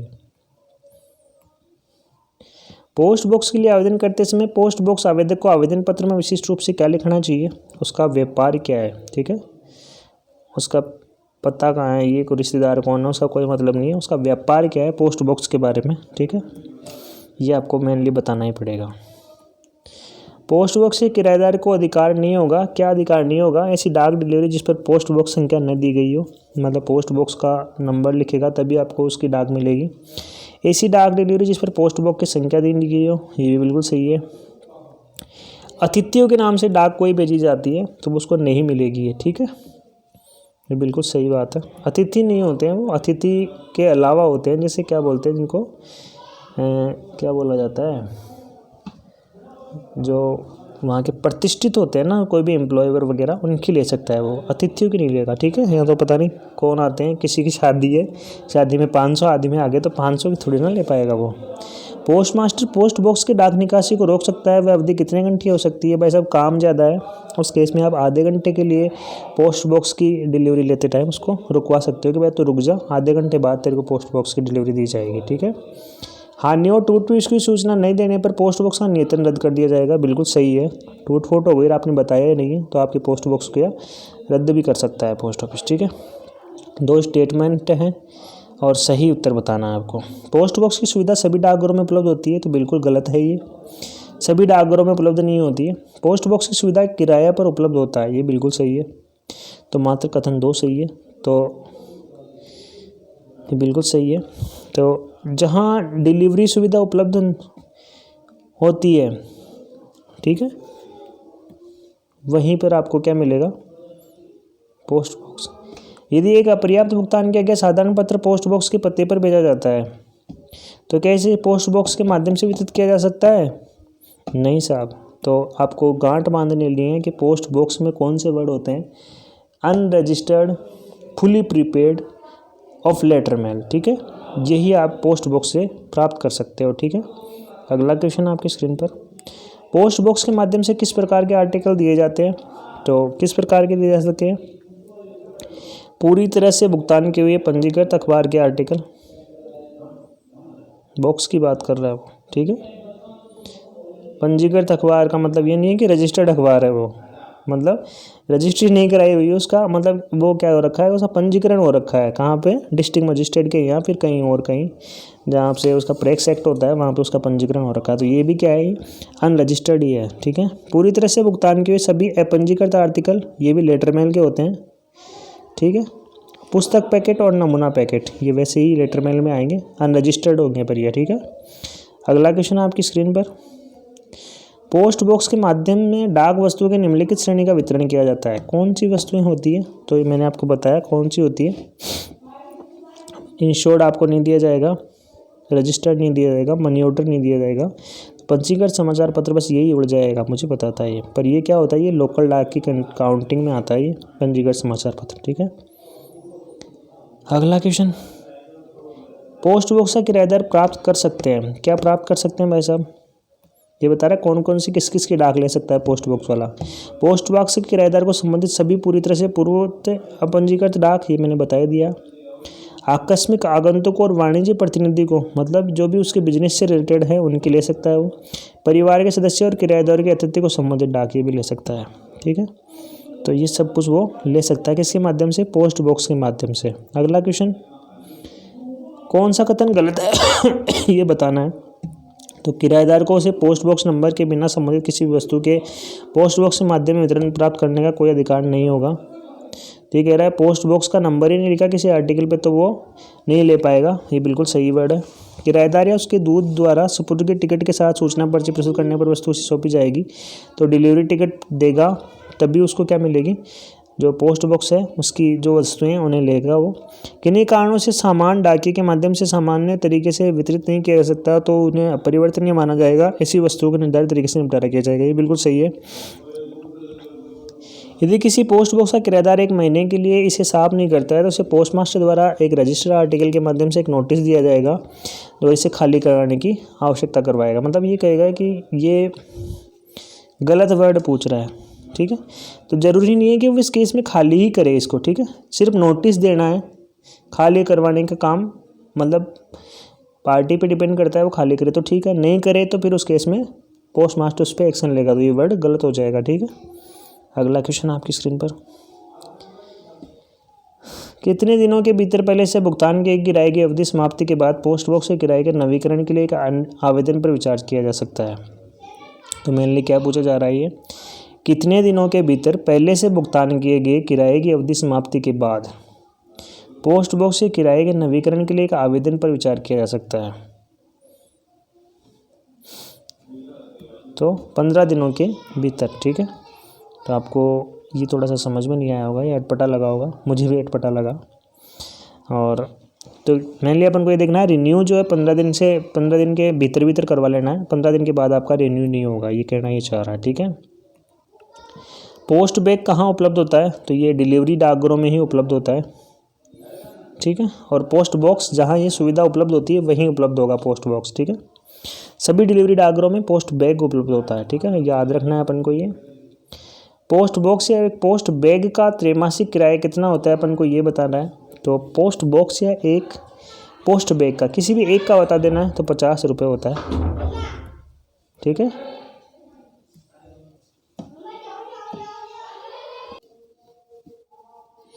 तो कितना होता है किराया, पूछ रहा था ना अपन से, बैग का त्रैमासिक किराया, तो ये कितना होता है, 50 रुपये होता है, ठीक है। या का मतलब इन दोनों में से किसी एक का बताना है, तो 3 महीने के लिए कितना होता है, 50 रुपीज़, ठीक है। और दोनों का पूछे तो 50 + 50 100 हो जाएंगे, और 100 में से कितने कम करने हैं, 10-10 रुपये की छूट दे देनी है, तो त्रैमासिक दोनों का 80 रुपये हो जाएगा, ठीक है। एक सेकेंड, ये फिर से मैसेज आने लग गए, ओके। नेक्स्ट आपकी स्क्रीन पर क्वेश्चन नंबर 244, चयनित डाकघरों में पोस्ट बॉक्स की सुविधा का निर्धारण कौन पदाधिकारी करता है, बताइए सर। पोस्ट बॉक्स की सुविधा का निर्धारण कौन सा अधिकारी कर सकता है, तो चयनित डाकघरों में पोस्ट बॉक्स की सुविधा का निर्धारण अथॉरिटी पूछ रहा है, अथॉरिटी डिटरमाइन करती है। कौन सी अथॉरिटी होती है, वो हेड ऑफ सर्किल हेड पूछ रहा है, ठीक है। तो अपना चीफ पीएमजी होता है, वो अधिकृत करता है किस बात के लिए, पोस्ट बॉक्स के लिए, ठीक है। अगला क्वेश्चन आपके स्क्रीन पर, सैन्य पत्र और ग्रीन लिफाफों के पाने वाले से जिन पर की तारीख मोहर होगी, वितरण के समय कोई वसूल नहीं की जाएगी। तो मिलिट्री और ग्रीन इनवेलप जो होते हैं वो किस काम में लिए जाते हैं, एक्चुअल में आर्मी पोस्टलों के लिए, ठीक है। और उन पे अगर कोई भी अगर अनपेड या फिर अनड्यू है तो उनसे कोई वसूली नहीं की जाएगी, ठीक है। तो सैनिक डाकघरों के डाक के ऊपर वितरण के समय कोई वसूली नहीं की जाएगी, ठीक है। वितरण मतलब डिलीवरी शुल्क आपसे नहीं लोगे आप। यदि कोई वस्तु पर देय प्रभार शुल्क हो और वह ऑपरेशन नाराज करने के उद्देश्य से भेजी गई हो, तो डाकघर अधीक्षक और प्रथम श्रेणी के पोस्टमास्टर कितने रुपये तक की राशि रकम को माफ़ कर सकता है। तो कितने बड़े आदमी के लिए कितनी छोटी सी बात करी है इसने। एक्चुअल में इसने कहा क्या है कि ये मैं हूँ और ये कोई बंदा है, ये बंदा बार बार मुझे परेशान करने के लिए यहाँ से कोई आर्टिकल भेजता है, ठीक है, और अनपेड भेज देता है, ठीक है। या फिर ये जो है ये भेज करके मेरा एड्रेस डाल रहा है, तो भेजने वाले पे भी मेरा ही और डालने वाले पे भी मेरा ही, मतलब दोनों एड्रेस मेरे डाल रहा है। तो उस केस में क्या होगा, पोस्ट ऑफिस इससे नाराज़ होकर के क्या करेगा, इससे जो भी अनड्यू है वो चार्जेस, अनपेड वाले चार्जेस इससे वसूल करेगा। तो कितने रुपए तक मान लो मालूम चल गया पोस्ट ऑफिस में कि भाई ये मुझे परेशान करने के लिए कोई काम कर रहा है, तो 10 रुपये तक का जो भी चार्जेस लगेगा वो मुझसे क्या नहीं लिया जाएगा, माफ़ कर दिया जाएगा। और इसको माफ़ करने का जो हक है वो कौन रख सकता है, या तो सुप्रीडेंट या फिर प्रथम श्रेणी का पोस्ट मास्टर ये हक रखता है, ठीक है। अगला क्वेश्चन आपकी स्क्रीन पर 241, ऐसी वस्तु जिनका डाक बार ना अदा करके दुर्भावपूर्ण परेशान करने से उद्देश्य से भेजी गई हो, तो डाक बार रकम को माफ़ कर सकता है। कौन माफ़ कर सकता है, कौन माफ़ कर सकता है, सर्किल अध्यक्ष माफ़ कर सकता है। 10 रुपये तक का तो कौन कर सकता है, अधीक्षक और पोस्ट मास्टर। और पूरी रकम को माफ़ कौन कर सकता है, सर्किल अध्यक्ष मतलब हेड ऑफ सर्किल। यदि कोई व्यक्ति वस्तु पर देय रकम को वस्तु मिलने के बाद इनकार कर देता है कि भाई मैं तो नहीं दूंगा, तो डाकघर को यह अधिकार है कि आगे ऐसी कोई वस्तु भेजी गई हो तब तक के लिए रोक ली जाएगी जब तक के लिए देय प्रभार का भुगतान न कर दे, सिवाय। तो भारत मतलब इंडिया गवर्नमेंट के अलावा जो भी उसकी डाक आएगी उसको डाकघर क्या कर लेगा, उसको उससे वंचित कर देगा, ठीक है। तो किस केस की बात कर रहा है, रिफ्यूज़ टू पे the amount due on the article, ठीक है। कई बार क्या होता है कि अनड्यू चार्जेस रह जाते हैं, तो वो ड्यू चार्जेस नहीं देता है वो आर्टिकल लेने के बाद कोई बंदा, तो उसकी सारी डाक रोक ली जाएगी सिवाय भारत सरकार की सेवार्थ पे जो डाक आएगी उसके अलावा, ठीक है। अगला क्वेश्चन आपकी स्क्रीन पर 239। कोई व्यक्ति वस्तु को पाने के बाद जो भी उसका रकम है, कोई प्रभार है या अन्य रकम है, तो सीमा शुल्क दिया जाना हो, देय लिखित रकम देने से इनकार कर दे तो रकम की वसूली कैसे करोगे आप उससे, ये पूछ रहा है। तो कैसे करोगे आप, डाकघर अधिनियम के अंतर्गत लगाया हुआ जुर्माना उससे क्या करोगे, वसूल कर लिया जाएगा। मतलब सीधी उंगली से टेढ़ी करनी पड़ेगी उंगली, तो क्या करोगे आप उस पर जुर्माना लगाओगे, किसके अकॉर्डिंग, डाकघर अधिनियम के अकॉर्डिंग। ठीक है। जब कोई ऐसी वस्तु जो प्राप्त करे जिस पर डाकघरी कोई रकम दे हो, तो लिखा रकम से ज़्यादा चार्ज करने पर शिकायत वह वस्तु को देने वाले डाकघर के से करनी चाहिए। ठीक है। मान लो पोस्टमैन आपसे 40 रुपये की चीज़ के 80 रुपये मांग रहा है, तो आप उसकी कंप्लेंट किसको करोगे, मेनली ये क्वेश्चन ये कहना चाह रहा है। तो किसको करोगे आप, पोस्ट मास्टर को बताओगे कि मेरे साथ ऐसा धोखा किया जा रहा है। ठीक है। तो refuse to accept postal article मतलब डाक लेने से इनकार, ये पोस्ट ऑफिस गाइड पार्ट 1 के किस क्लोज में है, किस रूल में है। तो 50 मतलब 50 नंबर जो है आपको मना करता है या फिर रिफ्यूज़ करता है रिफ्यूज़ल के लिए। तो कैसे याद होगा आपको ये कि 50 रुपये हमें क्या नहीं देने, पोस्ट ऑफिस को नहीं देने, कभी भी रिफ्यूज़ करना है रुपए देने से, कितने, 50। तो लेने से इनकार के लिए आपका आर्टिकल नंबर हो जाएगा 50। ठीक है, क्लोज नंबर। प्राप्तकर्ता अगर वस्तु लेना ही नहीं चाहता है तो वस्तु पर क्या टिप्पणी दर्ज की जाएगी। ठीक है। तो कौन सी टिप्पणी कर दी जाएगी, तो रिफ्यूज़ सीधा कर दिया जाएगा। लेना ही नहीं चाह रहा है तो रिफ्यूज लिखोगे, और तो कोई वर्ड लिखोगे नहीं। वस्तु का पाने वाला यदि उसको नहीं लेना चाहते तो वस्तु पर दे रकम देने के लिए बाध्य नहीं है। मतलब कोई वीपी है और उसके ऊपर कोई ड्यू चार्जेस हैं, तो वो बाउंड नहीं करती है कस्टमर को। अगर वो लेना ही नहीं चाहता है तो आप उसको ये नहीं कहोगे कि भाई तू उस पर जितने चार्जेस हैं वो दे। ठीक है। अगला क्वेश्चन, छोटे डाकघरों में ग्राम डाकिया जहाँ नहीं होता है, पोस्टमास्टर कौन सी पद्धति से रजिस्ट्री और बीमा वस्तु साथ ही मनी ऑर्डर का भुगतान करेगा। तो विंडो डिलीवरी उसको करनी पड़ेगी डाकघर में बुला करके, जहाँ पर डिलीवरी की सुविधा आपकी उपलब्ध नहीं होती है वहाँ क्या होगा, डाकघर में बुला करके वितरण करना पड़ेगा, किसको, एसपीएम को। ठीक है। किसी व्यक्ति के नाम मनी ऑर्डर 100 रुपये से अधिक का होता है तो खाता में समायोजन कर सकते हैं या नहीं। ठीक है। ये कहता है money order in the name of A one person is more than 100 rupees whether adjustment can be made in the account और नॉट। मतलब आप किसी का 100 रुपये से अधिक का मनी ऑर्डर है तो आप उसके अकाउंट में जमा कर सकते हो या नहीं कर सकते हो, तो बिल्कुल कर सकते हो आप। ठीक है। कितने रुपए से अधिक मनी ऑर्डर का भुगतान ग्राम डाकिया नहीं करता है, ऐसे मनी ऑर्डर का भुगतान डाकघर की खिड़की पर किया जाएगा। तो रूल तो ये कहता है कि 500 रुपये से अधिक का नहीं करेगा, पर कई केसों में 1000 रुपये तक भी वो कर देता है। पेंशन की बात कर रहा हूँ मैं। गैर वितरण नगरी डाकघरों में अति मूल्यांकित वस्तुओं प्रबंधन जनता की सुविधा के लिए अति मूल्यांकित बीमा वस्तुओं और आवश्यकता पड़ती है तो कौन प्राधिकृत करेगा इसको। ठीक है। मेनली ये पूछना ही चाह रहा है कि जहाँ पे डिलीवरी सुविधा उपलब्ध नहीं होती है, ठीक है, उन ऑफिसों में अगर कोई वीपीसीओडी आ जाती है तो इसका डिसाइड कौन करेगा कि वीपीसीओडी को डिलीवर कैसे किया जाएगा, है ना। तो इसका डिसाइड या फिर जो रूलिंग होती है उसकी डिसाइडेशन सुप्रिटेंडेंट के द्वारा की जाती है ये। ठीक है। अगला क्वेश्चन, विदेशों से प्राप्त छोटे पैकेटों पर वितरण करते समय वितरण शुल्क कौन से भाग में दी हुई दर से लगाया जाएगा। तो कौन से खंड में दी हुई लगाया जाएगा, सेक्शन नंबर 2।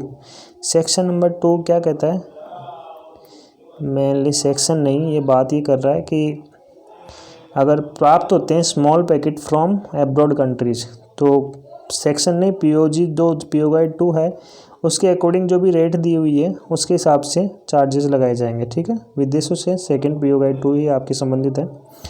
प्रथम श्रेणी के सभी डाकघर जहाँ वस्तुओं का वितरण जिन सीमा पर सीमा नियत की गई है कितने रुपए तक होता है, ऑल द पोस्ट ऑफिस और first class where delivery of article on which limit is fixed has been. तो 100 रुपये तक की जो वस्तुएं हैं वो उनको विंडो डिलीवरी के अलावा कर सकते हो आप। ठीक है। ये पूछ रहा है मैंने, ये 100 रुपये से ऊपर की वस्तु विंडो डिलीवरी होगी वहाँ। ऐसी वस्तुएं जिन पर वसूल की जाने वाली सीमा शुल्क कितने रुपए से अधिक हो तो सामान्यतः डाकघर की खिड़ी पर ही वितरित की जाएगी। तो 50 रुपये से अधिक होती है ना, तो 50 रुपये जो है उससे अधिक की जो भी वस्तुएं हैं तो उनके जो कस्टमर सीमा शुल्क कस्टम डिक्लेरेशन या फिर कस्टम ड्यू जो होता है वो 50 रुपये से ज़्यादा होता है तो उनको डाकघर की खिड़की पर ही भरी जाती है और इनके लिए कौन सा फॉर्म यूज़ किया जाता है? पीपी फॉर्म यूज़ किया जाता है। और पीपी फॉर्म कौन अधिकृत करता है? आरबीआई करता है। ठीक है, थोड़ा एडवांस लेवल हो गया। ठीक है, मूल्य देय वस्तु पर वसूल की जाने वाली रकम कितने रुपए से अधिक होने पर ग्राम डाकिया के जरिए किया जाना हो तो केवल डाकघर में दी जाएगी। तो 25 रुपये तक आपका बीपीएम ऑथराइज्ड है वीपी के मामले में। ठीक है, इससे ज़्यादा का नहीं, ये पूछ रहा है। तो इससे ज़्यादा की मतलब वीपी का जो अमाउंट है वो कितने रुपए से ज़्यादा होने पर आप प्राप्तकर्ता को सिर्फ इंटीमेशन भेजोगे, ये पूछना चाह रहा है वो। तो 100 रुपये से अगर आपका वीपी का जो ड्यू चार्जेस है तो उस केस में आपको तो इसके आने की सूचना प्राप्तकर्ता को भेजोगे, आप उसको डिलीवर नहीं करवाओगे पोस्टमैन के थ्रू। वस्तु के आने की सूचना के बाद प्राप्तकर्ता सूचना में दी गई अवधि के भीतर वस्तु लेने ना आए तो प्रस्तुत प्रेषक को वापस कर दी जाएगी। वस्तु पर निम्न में से क्या टिप्पणी दर्ज की जाएगी? तो क्या कहोगे आप? रिफ्यूज। ठीक है, तो रिफ्यूज लिखोगे आप अगर आपके इंटीमेशन के बाद भी कोई आदमी लेने नहीं आता है। 500 से कम बीमा रकम की वस्तु का वितरण सामान्य पद्धति से किया जाएगा। तो बिल्कुल सही है, 500 रुपये से जो कम वस्तु है उसका सामान्य तरीके से वितरण किया जाएगा।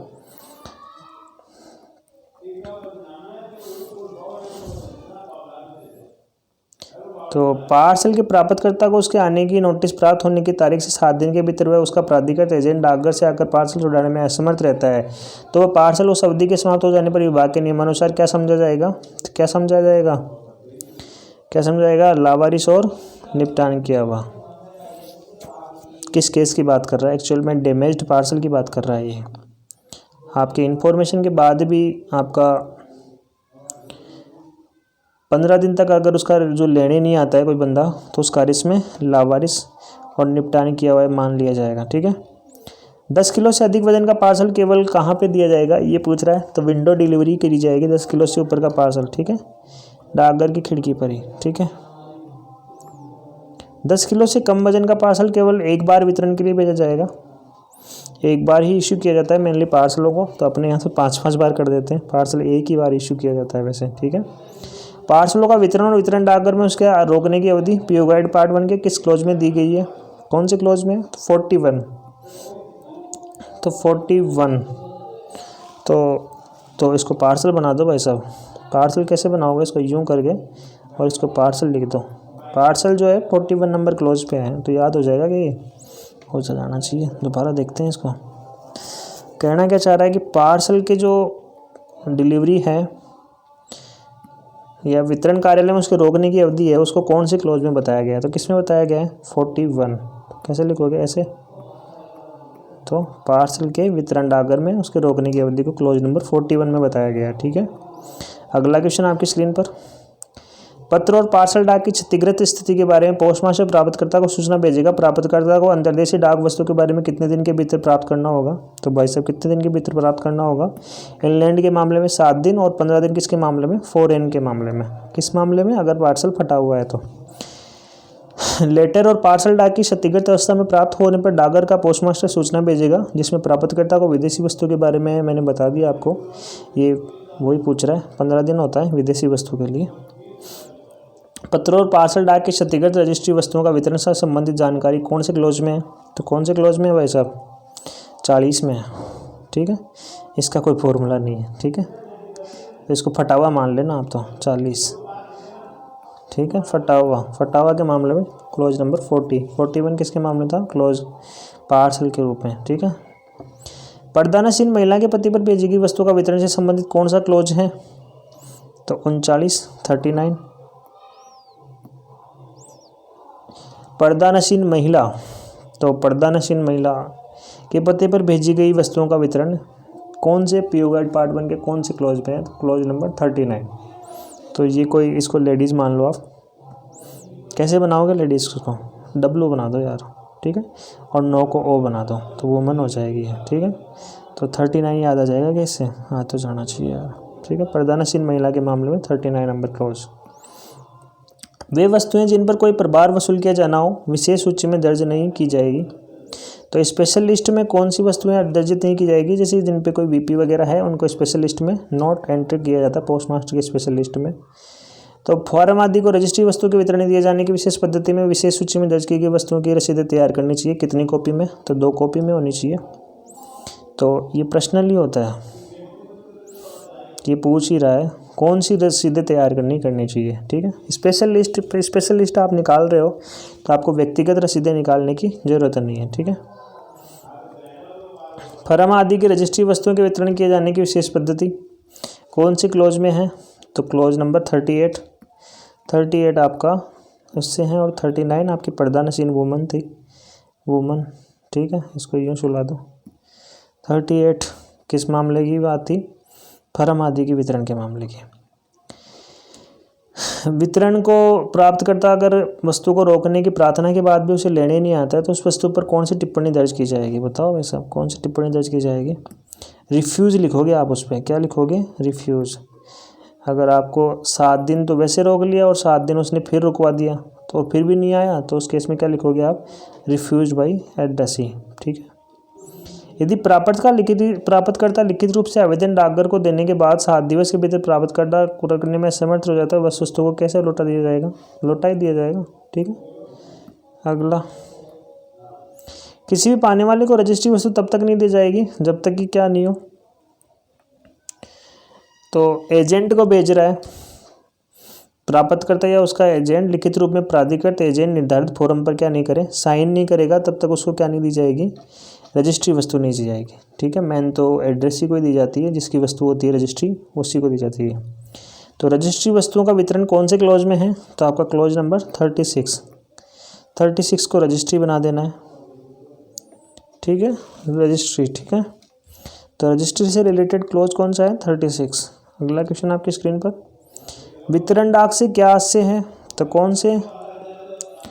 डिलीवरी ऑफ पोस्ट मीन्स स्वयं पाने वाले को डाक की वस्तु दी गई है, तो ये तो वितरण हो ही गया।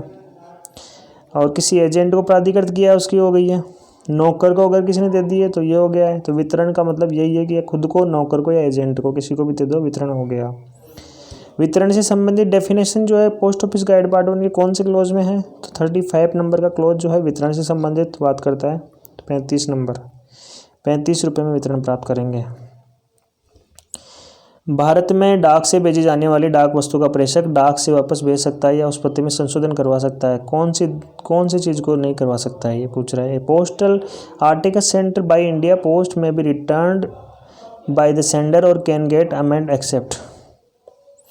तो क्या क्या चीज़ें हो जाए उसके अलावा आप उसको चेंज करवा सकते हो कि या तो जिस देश में आपने भेजी हो उसके देश ने उसको क्या नहीं कराओ, पकड़ा नहीं हो, या फिर डिलीवर्ड नहीं करी गई हो कोई वस्तु, आप लेना चाहते हो मेनली उसको, आपने रॉन्ग पोस्ट कर दिया पर आपके लेने से पहले ही ऐसा कुछ हो गया है कि डिटेन कर लिया किसी दूसरे देश ने, उसको मतलब अपने अधिकार में ले लिया, आपकी कोई गलत वस्तु भेज दी उस मामले में।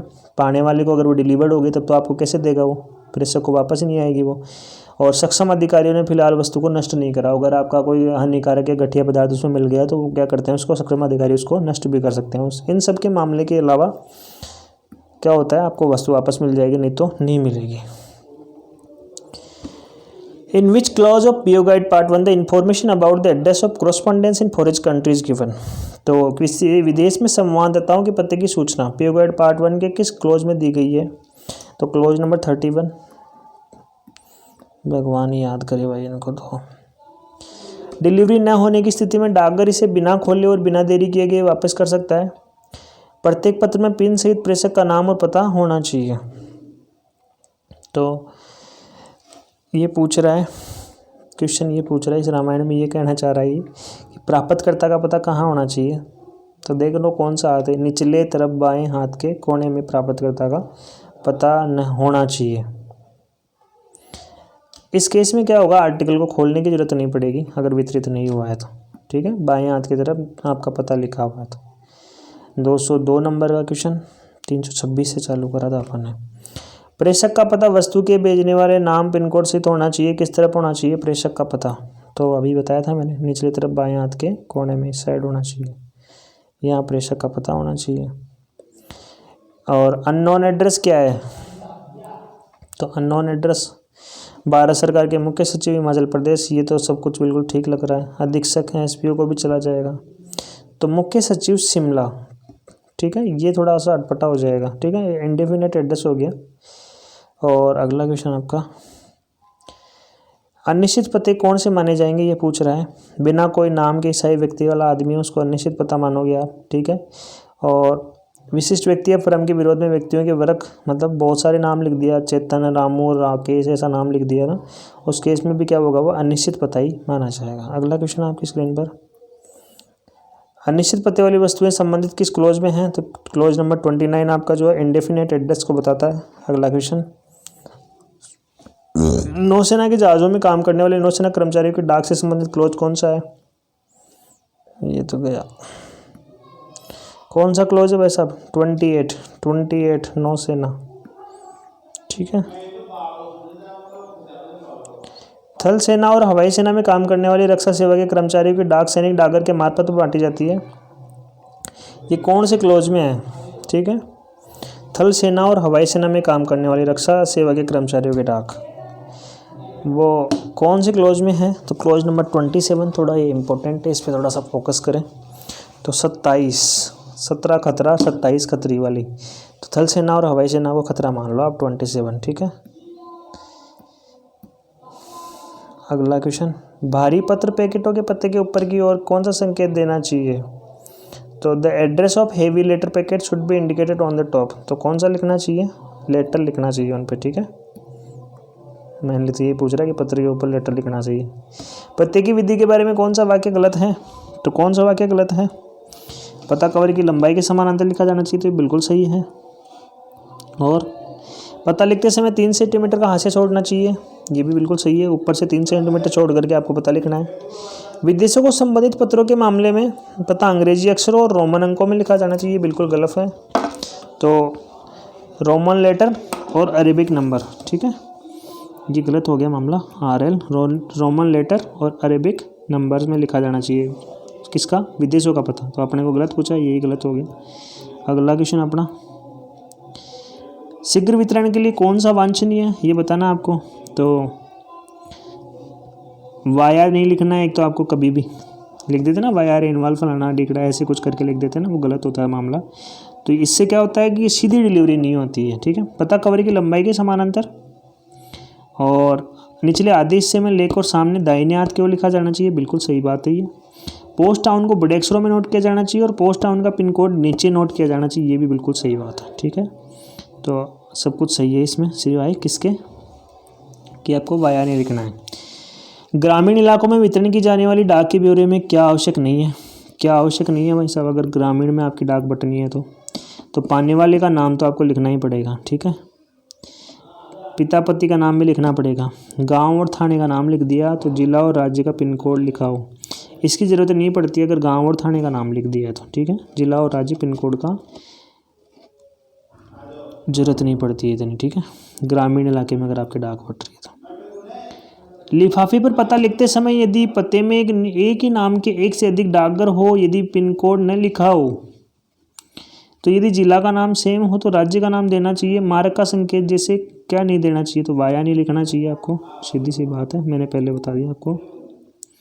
तो लिफाफे पर पत्ते लिखते समय डाकघर का नाम और क्या लिखना चाहिए, स्पष्ट लिखना चाहिए, पहला तो स्पष्ट तो आएगा ही आएगा, और डाकघर का जो नाम है वो बड़े अक्षरों में लिखना चाहिए आपको। ठीक है, अगला क्वेश्चन, लिफाफे पर पता लिखते समय कम से कम कितने सेंटीमीटर का, तो 3 सेंटीमीटर का आपको हाशिया छोड़ना है लिफाफे पर, अगर आपको एड्रेस लिख रहे हो तो कितने सेंटीमीटर का, 3 सेंटीमीटर का। लिफाफे पर पता लिखने में कौन सा विकल्प सही है, तो लिफाफे के निचले आधे हिस्से में पत्र के सामने दाहिनी ओर लिखना चाहिए, ये तो बिल्कुल सही है, तो बाकी को देखना ही नहीं है,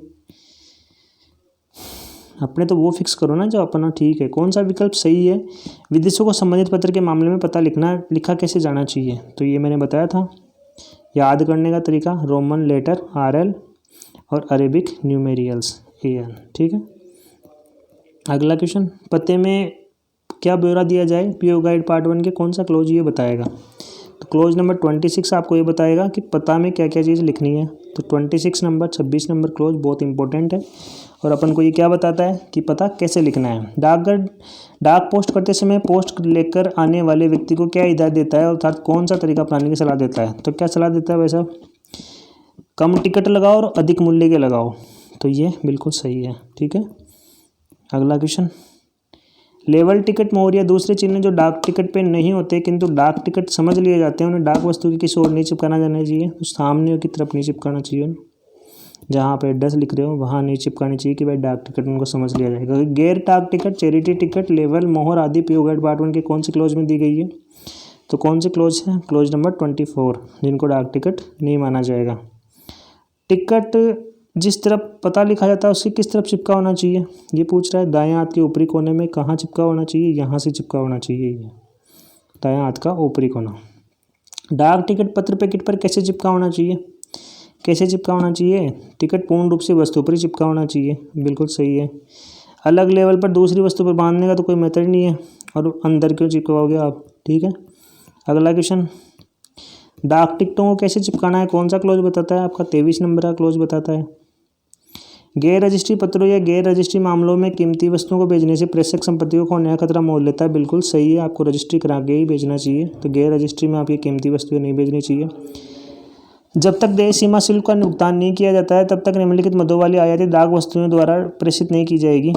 तो ये सबका क्या करना है आपको? पहले इंश्योरेंस मैंडेटरी है इनका, तभी ये वस्तुएं भेजी जाएगी। अगला क्वेश्चन आपकी स्क्रीन पर, भारतीय डाक के माध्यम से पोस्ट करते समय निम्नलिखित में से किसका बीमा करने की आवश्यकता है? कीमती पत्र, सराफा, बैंक नोट, सभी का इनको आपका इंश्योर करना है। उपरोक्त सभी सम्मिलित करना है। क्या बताना है? सोने चांदी का अर्थ, सोने और चांदी का अर्थ क्या है? पहले का 3, तो पहले का 3 यहीं कहीं है, तो ये रहा। और जवाहरात क्या होता है? जवाहरात वे घड़ियाँ होती हैं जिनके खोल पूरी तरह से या मुक्त रूप से आंशिक या प्लेटिनम के बने हुए होते हैं। ठीक है, आगे पढ़ने की जरूरत नहीं है। सोना और चांदी की वस्तुएं, इनका मतलब क्या होता है ये बताना है। सोना या चांदी के पूरे या फिर आंशिक रूप से बनी वस्तुएं सोने चांदी की वस्तुएं कही जाती है। लेटर बॉक्स से संबंधित जानकारी कौन से क्लोज देगा अपन को? 18 नंबर। 18 को यहाँ से एल बना दो भाई साहब, लेटर बॉक्स। ठीक है, याद हो गया होगा ये तो, लेटर बॉक्स। तो ये मेनली मैं डिनोट कर करके बढ़ा रहा हूँ, हो सकता है याद हो जाए। लेटर बॉक्स में कौन सी डाक डाली जाती है? तो मैंने आपको बताया था, पत्र, पोस्ट कार्ड, अंतर्देशीय पत्र कार्ड और पैकेट, ये सब डाल सकते हो आप लेटर बॉक्स में। केवल पत्रों और पोस्ट कार्डों को विशेष लेटर बॉक्स में डालना चाहिए। तो लेटर बॉक्स में जिन पर लिखा हो क्या लिखा होना चाहिए? केवल पत्रों के लिए उन पर क्या डाल सकते हो आप? केवल पत्र और पोस्ट कार्ड डाल सकते हो आप। ठीक है, विशेष लेटर बॉक्स, ये कौन सा क्लोज बताता है आपको? क्लोज नंबर 19, जो स्पेशल के बारे में बताता है। 19 क्या है? स्पेशल है, स्पेशल लेटर बॉक्स। ठीक है, स्पेशल लेटर बॉक्स। तो क्या बात कर रहा है? The destination city of the instant post service items must be below. तो तुरंत डाक सेवा वस्तुओं के गंतव्य शहर के नीचे पिन कोड लिखा हुआ होना ही चाहिए। QMS की बात कर रहा है, ये क्विक मेल सर्विस की बात कर रहा है, तो उसमें आपको पिन कोड मैंडेटरी है। तो क्या मैंडेटरी है? आपका पिन कोड मैंडेटरी है। ठीक है, अगला क्वेश्चन, गाड़ी या डाकघर की खिड़की पर ज़्यादा संख्या में डाक डाले गए पत्र पैकेट जिनका डाकबार या विलम्ब शुल्क जो भी पेड न किया गया और तो डाकघर को पत्र या पैकेट में लेने में कोई आपत्ति नहीं होगी, बिल्कुल आपत्ति होगी। आपको पूरा करना ही आना पड़ेगा, सामने वाला देख ही रहा है आपको बैठे बैठे ही, तो आपको क्यों डालने देगा ऐसा कुछ करने के लिए। डाक गाड़ी या डाकघर की खिड़की पर बड़े आकार के सरकारी अन्य पत्रों का ज़्यादा संख्या में प्रस्तुत किया जाना पोस्ट ऑफिस के कौन से क्लॉज में संबंधित जानकारी है? इस मामले में आपको ज़्यादा आर्टिकल पोस्ट करने हैं तो 20 नंबर बताएगा कि आपको ज़्यादा आर्टिकल पोस्ट करने हैं तो आपको क्या क्या रूलिंग पढ़नी पड़ेगी। ये क्लोज नंबर 20 बताएगा पीओ गाइड पार्ट 1 का। ऐसे पत्र या दूसरी डाक वस्तुएं जो रजिस्ट्री या बीमा कराने के लिए हो, ऐसी वस्तुएं जो मूल्यदेय के रूप में भेजी जाने के लिए हो, जिनका प्रमाण पत्र लेना हो, आवश्यक विशिष्ट डाक के बंद होने कम होने से कितने घंटे पहले प्रस्तुत किया जाना चाहिए? तो बीमे वाली वस्तुएं आधे घंटे पहले दे देनी चाहिए आपको। ठीक है, इतनी रामायण का मतलब यही था। स्पेशल केयरिंग वाली जो वस्तुएं हैं वो कौन से क्लोज में दी गई है? Close number 21। 20 में क्या था बताओ? यदि डाक पर ज़्यादा मूल्य की चिपकाई गई डाक वस्तुएं टिकटों वाली वही डाक वस्तुएं डाकघर या कार्यालय काउंटर पर वस्तु को पेश करने वाले व्यक्ति की उपस्थिति में टिकटों क्या कर दिया जाएगी? विरूपित कर दिया जाएगा। वैसा ज़्यादा टिकटें चिपकी हुई है किसी डाक पर बहुत सारी, तो उनको क्या उसी के सामने एड्रेस के सामने उनको काट दिया जाएगा। ठीक है, यदि ऐसी डाक वस्तु जिनका विशेष ख्याल रखना हो, यदि उसे मूल्यदेय के रूप में भेजी जाती है तो वस्तुओं के आवरण कि जिस ओर पता लिखा जाता है उसके सबसे ऊपर स्पष्ट रूप से क्या लिखा हुआ होना चाहिए? तो ये पूछ रहा है किसके लिए? VP की बात कर रहा है। तो VP कहाँ लिखना चाहिए? या मेनली यहाँ इस वाले कॉलम में लिखना चाहिए, और लिखना चाहिए कि कितने रुपए का VP है ये। ठीक है, जिस ओर पता लिखा जाता है। सिक्का, बुलियन, कीमती नोट, इनको क्या करना पड़ेगा आपको, इंश्योर्ड करा के बेच सकते हो। पढ़ने की ज़्यादा ज़रूरत नहीं है, अपन बस। सिक्के अंतर्देशीय डाक द्वारा भेजे जा सकते हैं, नहीं भेजे जा सकते हैं, भेजे तो जा सकते हैं, पर कैसे भेजे सकते हैं, इंश्योर्ड भेजे जा सकते हैं, ठीक है। सिक्कों आदि को डाक से भेजना कौन सा बताता है ये, 17 बताता है कि खतरा है। किसको भेजने में, कॉइन को और बुलियन को, ये सब कुछ भेजना 17 खतरे की बातें करता है। इसमें आप सिक्कों आदि को भेजना 17 में आता है। गैर रजिस्ट्री पत्रों और पैकेटों के बाहर की और मोहरों के लिए लाख का प्रयोग करते समय एक पातले पारदर्शी मुलायम कागज़ का उपयोग कर लेना चाहिए अंदर की तरफ, ताकि क्या हो, मार्गों से गुजरना पड़ता है, ताकि मोम का कपड़ा पिघल करके आपकी वस्तुओं को ख़राब नहीं करे, तो गर्म मार्गों से गुजरना पड़ता है डाक को। इस वजह से आपको मोम का कपड़ा, मोम लगाने से पहले उसके नीचे प्लेन पेपर लगा देना चाहिए। गैर रजिस्ट्री पत्रों और पैकेटों के बाहर की और मोहर के 1 लाख का प्रयोग करते समय मोहर लगाने से पहले मोम के ऊपर क्या डाल देना चाहिए, एक पारदर्शी कागज़ का टुकड़ा डाल देना चाहिए, जो मैंने बता दिया आपको, ठीक है। सीलिंग की बात करिए, सीलिंग आ गई भाई साहब, 16 में ऐसा आता है ना, सीलिंग 16, ठीक है। तो सीलिंग अब आएगी पैकिंग आपकी।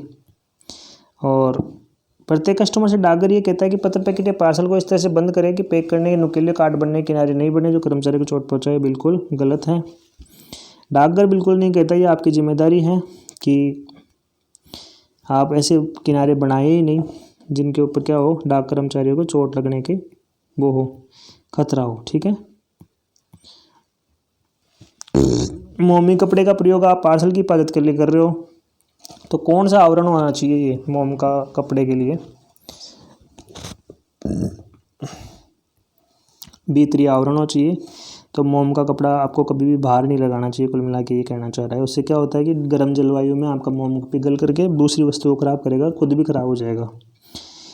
कोई कस्टमर ऐसी वस्तु पोस्ट करता है जो आसानी से टूट जाने वाली कमजोर वस्तु हो, जिसकी सुरक्षा के लिए सावधानी के लिए डाकघर को बरतनी पड़ेगी क्या, तो फ्रेजाइल आर्टिकल की वैसे ही जिम्मेदारी नहीं लेता है आर्टिकल, तो क्यों जिम्मेदारी बरतेगा, कह ही रहा है कि हम जिम्मेदारी नहीं लेते हैं किसकी, टूटने फूटने की। आवागमन के दौरान डाक के थैले को काफ़ी दबाव और रगड़ सहनी पड़ती है, इसलिए उन सभी वस्तुओं को जिन पर मोड़ लगती हो, दबाव पड़ना हो, समूंगूर आवरण में पैक करना चाहिए, बिल्कुल नहीं करना चाहिए। टूटने वाले बॉक्स में तो कभी नहीं करना चाहिए, ठीक है। डाक टूट जाए, रगड़ वगड़ होती है, वैसे फेंकते हैं बैगों को, तो उसमें आपकी डाक टूट फूट भी सकती है। प्रत्येक पत्र, पैकेट या पार्सल पर कम से कम कितने डाकघरों की मोहर होनी चाहिए, तो 2 की होनी चाहिए। कौन कौन से, एक तो जिसमें डिलीवर कर रहे हो और एक जहाँ से पोस्ट किया गया है, ठीक है। डाक पोस्ट करने के सामान्य नियम में पैकिंग की बात 15 में करी गई है और सीलिंग की बात 16 में करी गई है, तो ऐसे सीधा याद रखना है, 15 पैकिंग और 16 सीलिंग, ठीक है। आपका जनता को ये सलाह दी जाती है कि किस तरह के पत्रों और पैकेटों के बाहर की और सील मोहरों के लिए लाख का प्रयोग न करें जब तक कि मोहरों उन पैकेजिंग की हिफाजत के लिए जरूरी नहीं समझी जाए। तो कौन सी वस्तु के लिए आपको नॉर्मली आपको मोम यूज नहीं करनी है, तो गैर रजिस्ट्रीकृत वस्तुओं के लिए आपको बिल्कुल मोम का यूज नहीं करना है। सरकारी कार्यालयों के लिए फ्रैंकिंग मशीन लाइसेंस धारक डाकघर में अग्रिम राशि की अदायगी किसके द्वारा की जानी चाहिए, किसके द्वारा करनी जानी चाहिए, बैंक भी दे सकता है और बैंक ड्राफ्ट भी दे सकता है। कौन सी के मामले में बात कर रहा है ये, EFM की बात कर रहा है, इलेक्ट्रॉनिक फ्रैंकिंग मशीन, जो सिर्फ गवर्नमेंट वालों को दी जाती है, ठीक है। किसी टिकट संकलन प्रकाशन में या किसी लेख या खंड में जो पूर्णतः डाक टिकटों के बारे में हो और जिसके सामान्य प्रकाशनों में प्रकाशन की संभावना हो, उनमें डाक टिकट के चित्र या रेखांकन प्रस्तुत करने की स्वीकृति दी गई है। तो मतलब ये पूछ रहा है मेनली कि आपको डाक टिकट दर्शाने हैं कहीं पे भी किसी के प्रकाशन वगैरह में, तो आप कौन सी स्याही से यूज करोगे उनको, तो आप ब्लैक स्याही से सिर्फ डाक टिकटों को दर्शा सकते हो, ठीक है। किसी भी काम के लिए फर्जी टिकटों का योग, फिक्टिटी से स्टैम्प का यूज जो है कौन सी IPC की धारा के अंतर्गत है ये, तो याद रखना है 263 है, IPC की धारा 263 है, ठीक है। क्या बताती है आपको कि आपको नकली टिकटों का उपयोग नहीं करना है, तो ये कौन से क्लोज में आता है ये भी बताना है आपको। तो 14 क्या बताता है अपन को कि आपको नकली टिकट नहीं बनाने हैं, 14 से नकली टिकट नहीं बनाने हैं, 15 में पैकिंग करनी है, 16 में सीलिंग करनी है, ठीक है। प्राक्षरों सहित डाक टिकटों का छिद्रण या बारीक सुराखों में पाए गए पहचान जाने वाले अन्य निशान निषिद्ध है, बिल्कुल निषिद्ध है। मतलब कहना ये चाह रहा है, ये कहना चाह रहे, देखो इसको 2 तरीके से ले सकते हो आप। इंश्योर्ड के मामले में आपको कौन से निशान बना लेने चाहिए और कौन से नहीं बनाने चाहिए, उस मामले में ले सकते हो आप। तो आपके पहचाने जाने वाले निशान आपको नहीं बनाने चाहिए, ठीक है। पहले इस्तेमाल किए गए डाक टिकट का उपयोग किसके तहत अपराध है? किसके तहत है? भारतीय दंड संहिता, इंडियन पेनल कोड ये बताता है कि आप किसी भी स्टैम्प का रीयूज नहीं करोगे, अगर यूज करा तो सीधी चार्जशीट मिलती है। इंडियन पेनल कोड, भारतीय दंड संहिता ये बताती है कि आपको एक बार यूज करे हुए स्टैम्प्स का उपयोग नहीं करना है। खराब या विरूपित स्टाम्प क्या है ये पूछ रहा है, टिकट क्या है, ठीक है। तो क्या है, such tickets are mutilated, mutilated and incomplete in some way. तो ऐसे टिकट कटे फटे किसी तरफ से अपूर्ण रह गए हैं, उनको क्या कहते हैं? खराब या विरूपित टिकट कहते हैं। तो स्पॉइल्ड और डिफेक्टेड स्टाम्प्स कौन से क्लॉज में आते हैं? क्लॉज नंबर 13 आपका बताता है कि आपका स्पॉइल्ड और डिफेक्टेड स्टाम्प है। डाक बार की अग्रिम नगद भुगतान की सुविधा इनमें से किन वस्तुओं के लिए उपलब्ध नहीं है? कौन सी वस्तुओं के लिए आप प्रीपेमेंट नहीं कर सकते हो ये पूछ रहा है। तो पार्सल के लिए आप अग्रिम नगद भुगतान की सुविधा आपके उपलब्ध नहीं है, पोस्ट कार्ड के लिए, अंतर्देशीय कार्ड के लिए, ठीक है, रजिस्टर्ड पार्सल के लिए नहीं है। Prepayment of postage in case में रजिस्ट्री की जाने वाली वस्तु की संख्या कितने से कम नहीं होनी चाहिए? तो 10 से कम नहीं होनी चाहिए या 50 से कम नहीं होनी चाहिए? 50 से कम नहीं होनी चाहिए, ठीक है। रजिस्ट्री वस्तुएं अगर आपको प्रीपेमेंट ऑफ केस में करनी है, रजिस्ट्री वस्तुओं का प्रीपेमेंट ऑफ केस में भुगतान करने के लिए आपको 50 आर्टिकल एक बार में पोस्ट करने पड़ेंगे, तब आपको ये सुविधा मिली जाएगी। डाक बार का अग्रिम नगद भुगतान साधारण आर्टिकल के लिए छोटे नगरों में, छोटे में तो 250 है, अनरजिस्टर्ड पैकेट भेजने हैं आपको, ठीक है, और 500 बड़े नगरों में, ठीक है। तो ये छोटे में 250 आपका। ये कह रहा है मशीन की मरम्मत का रजिस्टर तथा जॉब कार्ड कितने वर्षों के लिए सुरक्षित रखना चाहिए? कितने के लिए रखना चाहिए भाई साहब? मशीन कौन सी मशीन? Franking machine. तो 2 साल के लिए रखना पड़ेगा आपका इसका जॉब कार्ड। 2 से जॉब, 2 में क्या मिलेगी? जॉब मिलेगी, याद रखना है, 2 में जॉब। कौन सी जॉब? मशीन की जॉब। रिचार्ज कितने का किया जा सकता है? ये कैसे किया जा सकता है ये पूछ रहा है ये। तो ये सारे मेथड है जिनमें आप फ्रैंकिंग मशीन का रिचार्ज कर सकते हो, cash, cheque, draft, net banking और ई पेमेंट। अगला है रिन्यू समय से पहले नहीं कराने पर कुल शुल्क क्या है?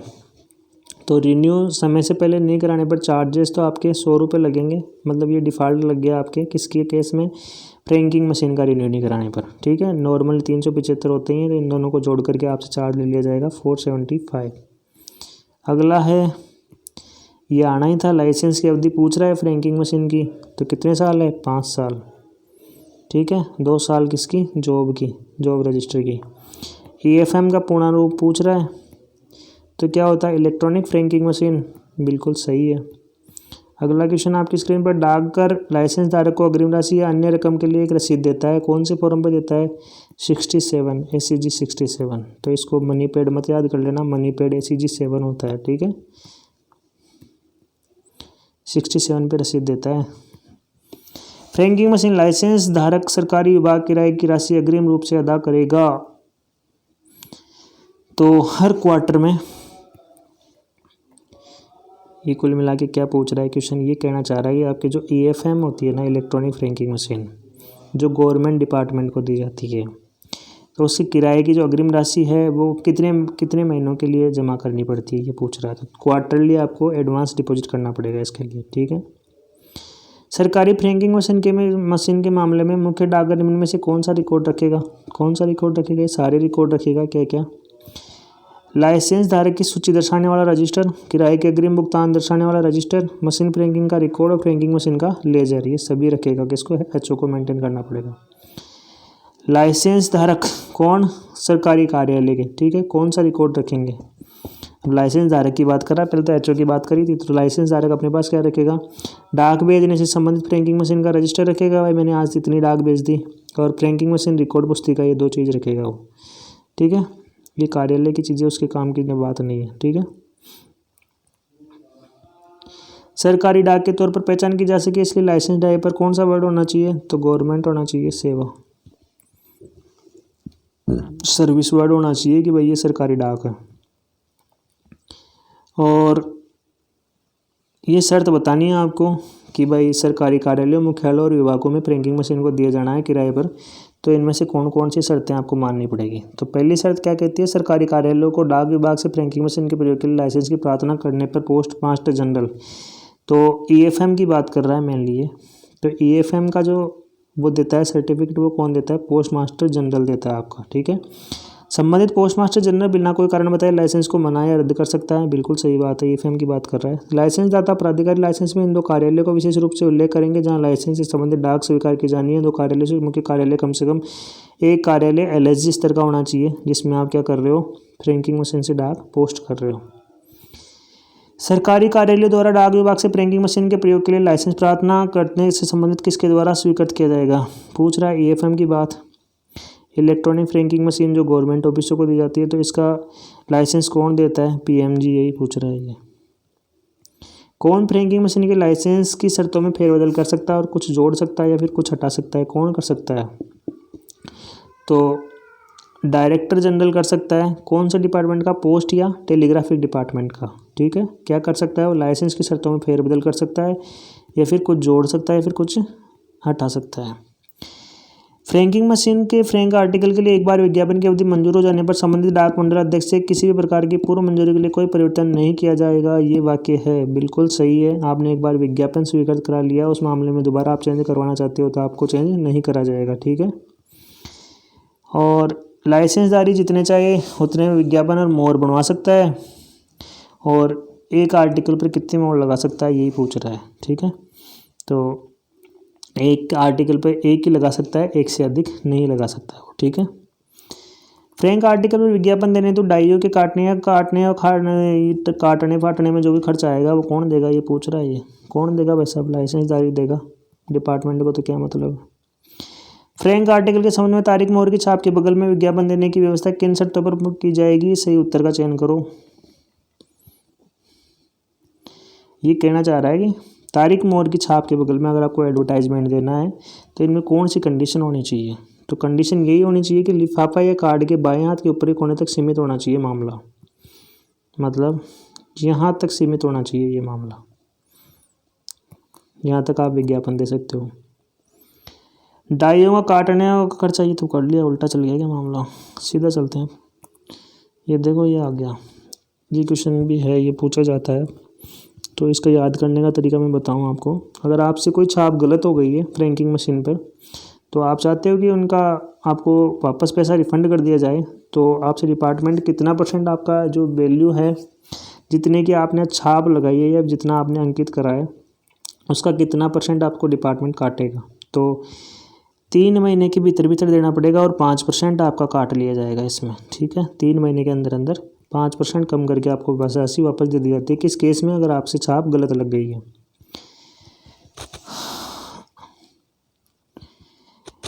ये पूछ रहा है, क्या पूछ रहा है? फ्रैंकिंग मशीन लाइसेंसदारी द्वारा डाकघर में किसी भी दिन किए गए आखिरी प्रेषण के साथ लाइसेंसदारी डाक लेने वाले डाकघर को निर्धारित फॉर्म भर करके हस्ताक्षर करके दैनिक डॉकेट देना होगा। कुल मिलाकर के दैनिक डॉकेट देना है, ठीक है। और एक रसीद प्राप्त करेगा और डॉकेट किस डाकघर को भेजा जाएगा, ये पूछ रहा है। जहाँ से आपने डाक डिस्पैच करनी है उसको क्या देना पड़ेगा आपको? डिस्पैच लिस्ट देनी पड़ेगी या फिर डॉकेट, दैनिक डॉकेट भर के देना पड़ेगा कि भाई आज मैंने कितनी डाक भेजी है। तो किसको दिया जाना चाहेगा? लाइसेंसदारी देगा किसको? कि भाई जहाँ से वो डाक पोस्ट कर रहा है उसको, ठीक है। वस्तु और प्रेषण फ्रैंक मूल्य के अनुसार पृथक बंडलों में होना चाहिए। तो कौन से, जैसे ये मान लो फ्रैंक के आर्टिकल लिया है, ठीक है, तो बंडल लिया है खूब सारे। अब ये किस क्रम में जमे हुए होने चाहिए? तो इनकी जो वैल्यू के हिसाब से होने चाहिए, 25 पैसे वाले अलग, 50 वाले अलग, ऐसे होने चाहिए। तो ये क्या कह रहा है? वस्तुओं पर प्रत्येक प्रेषण फ्रैंक मूल्य के अनुसार पृथक बंडलों में होना चाहिए। तो प्रत्येक प्रेषण फ्रैंक मूल्य में नहीं होना चाहिए, फ्रैंक मूल्य के अनुसार होना चाहिए। समझ गए आप मेरा कहने का मतलब उनकी वैल्यू के अकॉर्डिंग होना चाहिए, ना कि बंडल के हिसाब से होना चाहिए कि पहला कौन सा करा दूसरा कौन करा, उससे कोई फर्क नहीं पड़ता है। फ्रैंकिंग मशीन के लाइसेंसदारी के नौकर या प्रतिनिधि की पहचान के लिए खिड़की पर पेश किया जाने वाला टिकट होना चाहिए। हर बार आपको वो टिकट दिखाना पड़ेगा जब भी आप क्या कराने आते हो, फ्रैंकिंग मशीन के आर्टिकल पोस्ट करने आते हो। तो कौन सा टिकट होता है वो? फ्रैंकिंग मशीन के लिए window delivery the ticket, window delivery ticket, ठीक है। विंडो टिकट बोलते हैं उसको, विंडो डिलीवरी टिकट नहीं। डिलीवरी टिकट तो फिर वो आपका वो हो गया ना, कौन सा वाला? बैग वाला। मशीन द्वारा फ्रैंक की गई प्रेषण की डाक वस्तु जिन पर उनके पेश करने की तारीख से ठीक तुरंत पिछली तारीख को स्वीकार कर ली जाएगी। इसमें एक एक्सेप्शन होता है, उसी केस में स्वीकार करी जाएगी कि आपकी जो लाइसेंस वाली जो मोहर है वो चाहे पिछली डेट की मानी जाएगी, पर वैल्यू वाली तो पिछली तारीख की मान लेंगे आपकी, पर लाइसेंस वाली जो मोहर है वो सेम डेट की होनी चाहिए। तो क्या कह रहा है, पेश की जाने वाली तारीख की लाइसेंस डाई की छाप होनी चाहिए, आपकी लाइसेंस डाई सेम डेट की होनी चाहिए। बाकी वैल्यू डाई पिछली डेट की भी चल जाती है आपकी। तो एक एक्सेप्शन है ये आपके आर्टिकल को स्वीकार करने का। मशीन द्वारा फ्रैंक की गई प्रेषण की डाक वस्तुएं लाइसेंस में दिखाए गए डाकघरों की खिड़कियों पर डाक में डालने के लिए पड़ी फ्रैंक की तारीख के दिन की होना चाहिए। बिल्कुल सही बात है ये, जिस दिन आप पोस्ट कर रहे हो उसी दिन की आपकी लाइसेंस के ऊपर उसके ऊपर क्या होनी चाहिए, मोहर होनी चाहिए। अगला क्वेश्चन, फ्रैंक छापों में भेजे जाने वाले नाम और पता डाक वस्तु पर पत्ते की तरफ किसी और जगह छपा हो, वहाँ कटआउट लेबलों पर उसका नाम और पता छापने की आवश्यकता नहीं है। बिल्कुल सही बात है। अगर नाम पता ऑलरेडी छप रखा है तो आपको किसी दूसरी जगह नाम पता छापने की जरूरत नहीं है, ये कहना चाह रहा है। फ्रैंक छाप या फ्रैंक छापों का कुल मूल्य कार्ट लेवल पर भेजने वाले के नाम, छापे हुए नाम और पते के नीचे लाल स्याही से लिखा होना चाहिए। फ्रैंक इम्प्रेशन और total value of frank hands on the cut level in red below the sender's name and address must be return in ink. तो ये कहना चाह रहा है कि आपने कितने रुपए का फ्रैंक करा है उसको लाल स्याही से आपको अंकों में मतलब नंबरों में लिखा होना चाहिए। कहाँ लिखा होना चाहिए, भेजने वाले के छापे हुए नाम और पते के नीचे। मतलब जैसे ये आपने आर्टिकल भेजा, ये भेजने वाले का नाम और पता है, इसके नीचे आपको लिखना पड़ेगा कि आपने इतने 50 पैसे का फ्रैंक किया है। ठीक है, तो ये नंबर्स में लिखना पड़ेगा आपको। ये पूछ रहा है कि कार्ड लेवल पर भेजने वाले का नाम और पता किस तरफ छपा हुआ होना चाहिए, तो किस तरफ होना चाहिए, तो मैंने सॉरी गलत बता दिया आपको, इस तरफ होना चाहिए और यहाँ लिखना चाहिए आपको कि इतने रुपए से ये आर्टिकल फ्रैंक किया गया है। किस में लिखोगे आप, अंकों में लिखोगे आप। एक से अधिक फ्रैंक छाप लगाने हो तो छाप न तो एक दूसरे से ऊपर ओवरलैप होना चाहिए और कितना सेंटीमीटर का गैप होना चाहिए फ्रैंकिंग मशीन की छाप के लिए इनके बीच में, ये पूछ रहा है। तो 1 सेंटीमीटर का गैप तो आपको बनाना ही पड़ेगा। कितने सेंटीमीटर का, 1 सेंटीमीटर का गैप होना चाहिए आपकी एक फ्रैंक की हुई छाप के अंदर। ठीक है, याद कर लो दोस्तों, एक और दूसरे फ्रैंकिंग छाप के बीच में दोनों को घटा दो। यहाँ 1 नंबर आएगा, यहाँ 1 नंबर आएगा, यहाँ 2 नंबर आएगा, दोनों को डिवाइड करो, माइनस कर दो, सब्सट्रैक्ट कर दो उनको। तो 1 सेंटीमीटर का गैप इन दोनों में होना चाहिए। अगला क्वेश्चन, फ्रैंक डाक वस्तु क्या होती है ये बतानी है आपको, तो must be present on counter पर बताई जानी चाहिए। आपको काउंटर पर प्रस्तुत की जाएगी फ्रैंक वस्तुएं। अब आ गई आपकी कौन सी फ्रैंकिंग मशीन।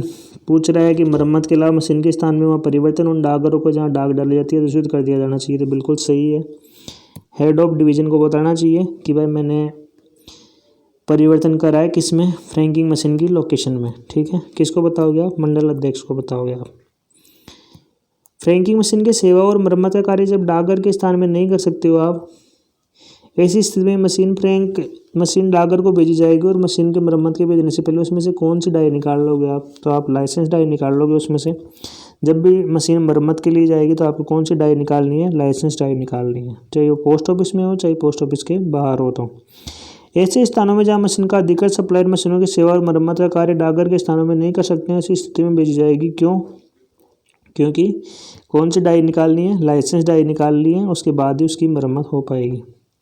फ्रैंकिंग मशीन में संबंधित लेखाओं के लिए 2 रजिस्टर रखे जाएंगे, जिनमें से एक डाकघर के पास और दूसरा किसके पास रहेगा, तो फ्रैंकिंग मशीन धारी के पास होगा, इस्तेमाल में लाइसेंसी के पास में होगा ये रजिस्टर। ठीक है, और ये पूछ रहा है कि पोस्ट मास्टर को फ्रैंकिंग मशीन के रिकॉर्ड बुक के साथ जमा रकम की रसीद, वितरण टिकट प्रस्तुत करें ताकि मशीन को डाकघर भेजकर भी पुनः रीसेट करवाया जा सके। तो वितरण टिकट भी भेजना पड़ेगा और वितरण टिकट के अलावा मशीन को भी भेजना पड़ेगा। किसको, पोस्ट मास्टर को।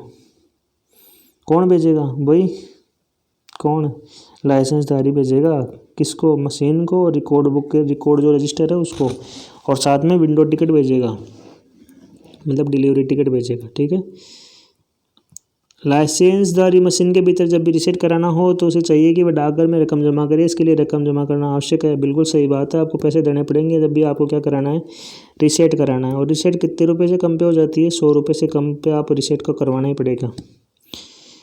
गलत कथन बताना है तो लाइसेंसधारी सील को तोड़ेगा और इधर उधर नहीं करेगा, ये बिल्कुल गलत कथन है। ठीक है, अगला क्वेश्चन, लाइसेंस के संदर्भ में सही कथन बताना है आपको। तो महानिदेशक जो ऑथोराइज करेगा उसी से आपको क्या लेनी है, फ्रैंकिंग मशीन लेनी है। पहला तो बिल्कुल सही है। डायरेक्टर जनरल की कोई जिम्मेदारी नहीं होगी अगर मशीन में कोई भी क्षतिपूर्ति या डैमेज आते हैं, तो इस मामले में लाइसेंसदारी जिम्मेदार होगा, ना कि डायरेक्टर जनरल होगा। और ये कहता है मशीन के रखरखाव की कोई भी व्यवस्था होगी या लाइसेंसदारी और मशीन सप्लाई करने वाले फर्म के बीच में होगी। ठीक है, मतलब रखरखाव की कोई भी व्यवस्था होगी तो लाइसेंसदारी खुद करेगा। तो ये सारे के सारे जो है सही है इसके मामले में। अगला क्वेश्चन है आपकी स्क्रीन पर, लाइसेंसदारी मशीन के फ्रैंकिंग डाकघर की रकम के बराबर राशि का अग्रिम भुगतान करेगा जिसके वह रसीद के समय लगाना चाहता है। वह रकम क्रम से किससे अधिक नहीं होनी चाहिए। तो पूछा क्या जा रहा है, लाइसेंसदारी मशीन के फ्रैंकिंग डाकघर की रकम के बराबर की राशि का अग्रिम भुगतान करेगा, उसको एडवांस में पेमेंट करना पड़ेगा। जो खरीद के समय वह लगाना चाहता है वह रकम किससे कम और किससे अधिक नहीं होनी चाहिए, ये पूछ रहा है। तो आपको मिनिमम तो 100 रुपये आपको सिक्योरिटी राशि जमा करानी पड़ेगी और मैक्सिमम आपको 50,000 रुपये की सिक्योरिटी राशि जमा करानी पड़ेगी। ये होता है फ्रैंकिंग मशीन लेने से पहले। ठीक है, सिक्योरिटी वाला मामला आ गया 100 रुपये और 50,000 वाला। सरकारी फ्रैंकिंग मशीन लाइसेंस धारक डाकघर में अग्रिम राशि कितने रुपये जमा कराएगा, पूछ रहा है। तो कितने रुपए तक करानी पड़ेगी उसको, 100 रुपये तो है ही, चाहे वो सरकारी और चाहे नॉर्मल प्राइवेट वाला हो। और उसके मामले में तो 50,000 था, 50,000 किसके मामले में, प्राइवेट फ्रैंकिंग मशीन ले रहा था उस मामले में। तो ठीक है, और जो अपना गवर्नमेंट वाला अगर कोई फ्रैंकिंग मशीन लेगा तो उसमें तो क्या होगा, भाई भतीजावाद होगा ही। तो 9,900 रुपये तक उसकी सिक्योरिटी राशि जमा कर ली जाएगी। ठीक है, अगले क्वेश्चन, सर्किल अध्यक्ष जो है बिना कोई कारण बताए इनकार कर दे लाइसेंस को रद्द कर सकता है। तो ये उसके पास उसका ऑथराइज है, उसका क्या बोले एक तरीके से अधिकार है जो उसके पास अपने पास सुरक्षित रखता है, प्रिजर्व रखता है, रिजर्व रखता है। तो ये बिल्कुल सही बात है, सर्किल अध्यक्ष आपको बिना बताए आपका लाइसेंस रद्द कर सकता है। उन स्थानों में जहां अधिकतम विक्रेताओं के पास अपने योग्य और अनुभवी स्टाफ युक्त सेवा केंद्र में मरम्मत कार्य किया जाएगा, उन स्थानों में मशीन डाकघर को भेजी जाएगी जहां क्या रखा जाएगा, दैनिक docket register. In location where authorised dealer have their own qualified and experience staff, repair work will be done at the authorised service centre. तो दैनिक डॉकेट रजिस्टर उनको रखना पड़ता है, किसको, जहां उनके खुद के ही स्टाफ उसको सुधार लेता है मशीन को। फ्रैंकिंग मशीन मरम्मत के लिए भेजने से पहले डाकघर उसमें से क्या निकाल लेगा, बता दिया मैंने भाई साहब, कितनी बार बताऊँ मैं, लाइसेंस डाई। फ्रैंकिंग मशीन का अधिकृत विक्रेताओं के पास अपने योग्य और अनुभवी स्टाफ युक्त सेवा केंद्रों में मरम्मत सेवा कार्य का डाक कर्मचारी की किसकी मौजूद में करेंगे। मान लो कोई फर्म है फिर उसके पास फ्रैंकिंग मशीन है, तो वो उसके मजदूरों में से कोई आदमी काम जानता है, उसकी रिपेयरिंग जानता है। तो ऐसे थोड़ी है कि 5 छीण या तोड़ा लेके उसके लग जाएगा, ऐसा नहीं होगा। उसकी मौजूदगी होनी चाहिए, किसकी, कोई भी एक ऑफिसर की, डाक कर्मचारी की उपस्थिति में वो ऐसा कर पाएगा।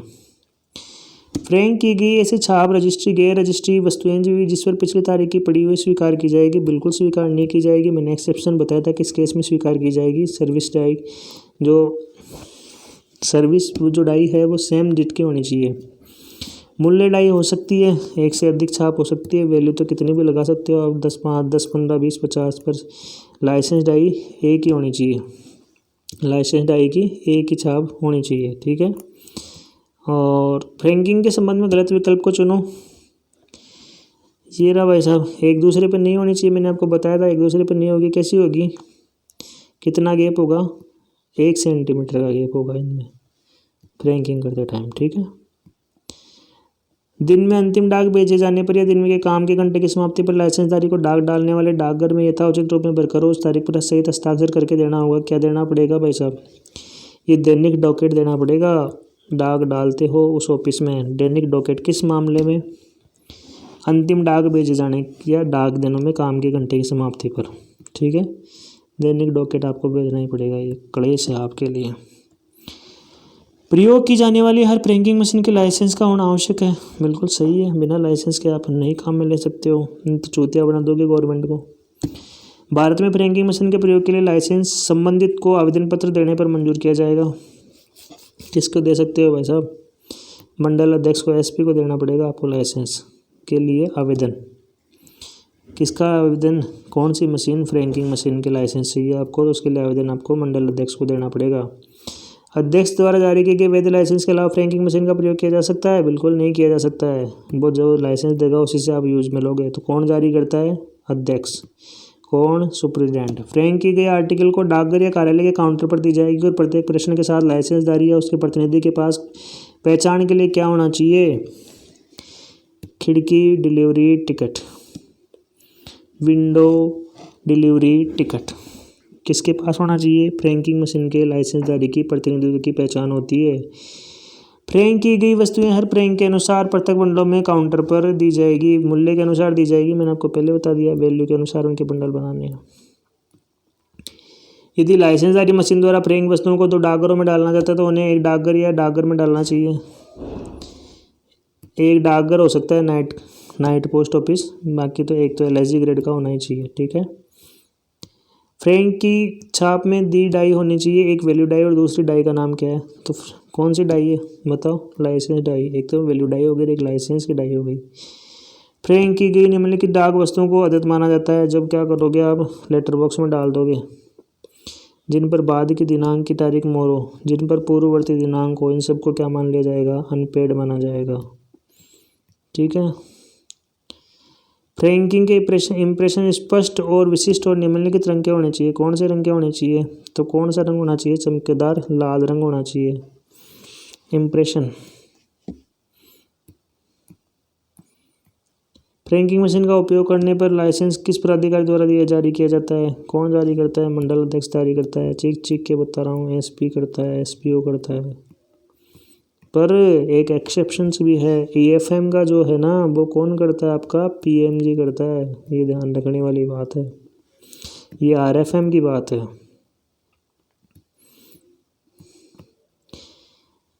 कितनी डाइयाँ मान्य हैं? 2 ही डाई मान्य है वैसे, लाइसेंस और वैल्यू।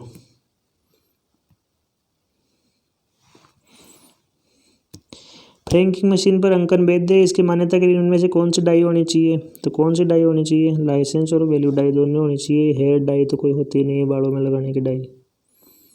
फिलाटेली ब्यूरो निम्नलिखित में से किसकी आवश्यकताओं की पूर्ति करता है? किसकी पूर्ति करता है वो? फिलाटेली जो है टिकट संग्राहकों की पूर्ति करता है। ठीक है। देशी फिलाटेली जमा खाता व्यवस्था में दी गई नया स्मारक या विशेष ड्राफ्ट टिकट जारी होने पर दस्तावेजों अपने आप भेज दिए जाते हैं। डाक सेवा रजिस्ट्री डाक के कितने शुल्क पर भेजी जाती है? फ्री में भेज दोगे आपको। एक्चुअल में पूछना ये चाह रहा है कि जब मान लो फिलाटेली डिपॉजिट अकाउंट किसी ने खुला रखा है और कोई नया डाक टिकट उसने वो लॉन्च हुआ है और वो बंदा लेना चाहता है जिसने फिलाटेली डिपॉजिट अकाउंट खुला रखा है, तो उस बंदे को वो जो टिकट है वो कैसे प्रोवाइड किया जाएगा ये पूछ रहा है। तो रजिस्ट्री के माध्यम से पेश किया जाएगा, उसको मुझ तक पहुंचाया जाएगा और उसकी कोई उससे क्या नहीं लिया जाएगा? चार्जेज भी नहीं लिए जाएंगे, फ्री में जाएगा वो। ठीक है। किसके माध्यम से आप फिलाटेली डिपॉजिट अकाउंट खोल सकते हो? तो ये सारी माध्यम है आप जिससे फिलाटेली डिपॉजिट अकाउंट खोल सकते हो। नगद राशि, मनी ऑर्डर और चेक ड्राफ्ट, इन सभी के मामले में से खोल सकते हो आप। जमा खाता टिकट फिलाटेली कितने रुपए से खोला जा सकता है? तो 200 रुपये से आप फिलाटेली डिपॉजिट अकाउंट खोल सकते हो। 75 नंबर का क्वेश्चन कहता है भारत में सभी डाक टिकट संग्रह कार्यालयों में घरेलू डाक टिकट संग्राहक जमा खाता प्रणाली कब से शुरू हुई थी? 65 से शुरू हुई थी। 1 अगस्त 1965 से फिलाटेली डिपॉजिट अकाउंट आया था। कब आया था? 1/8/1965। विदेश के फिलाटेलिक्स और टिकट संग्राहकों की आवश्यकता की पूर्ति के लिए किस फिलाटेलिक ब्यूरो द्वारा देखे जाते हैं? मतलब विदेशी फिलाटेली के मामले में जो भी क्लेश होते हैं ना मामले, वो फिलाटेली ब्यूरो मुंबई GPO के द्वारा देखे जाते हैं। किसके द्वारा? बॉम्बे GPO।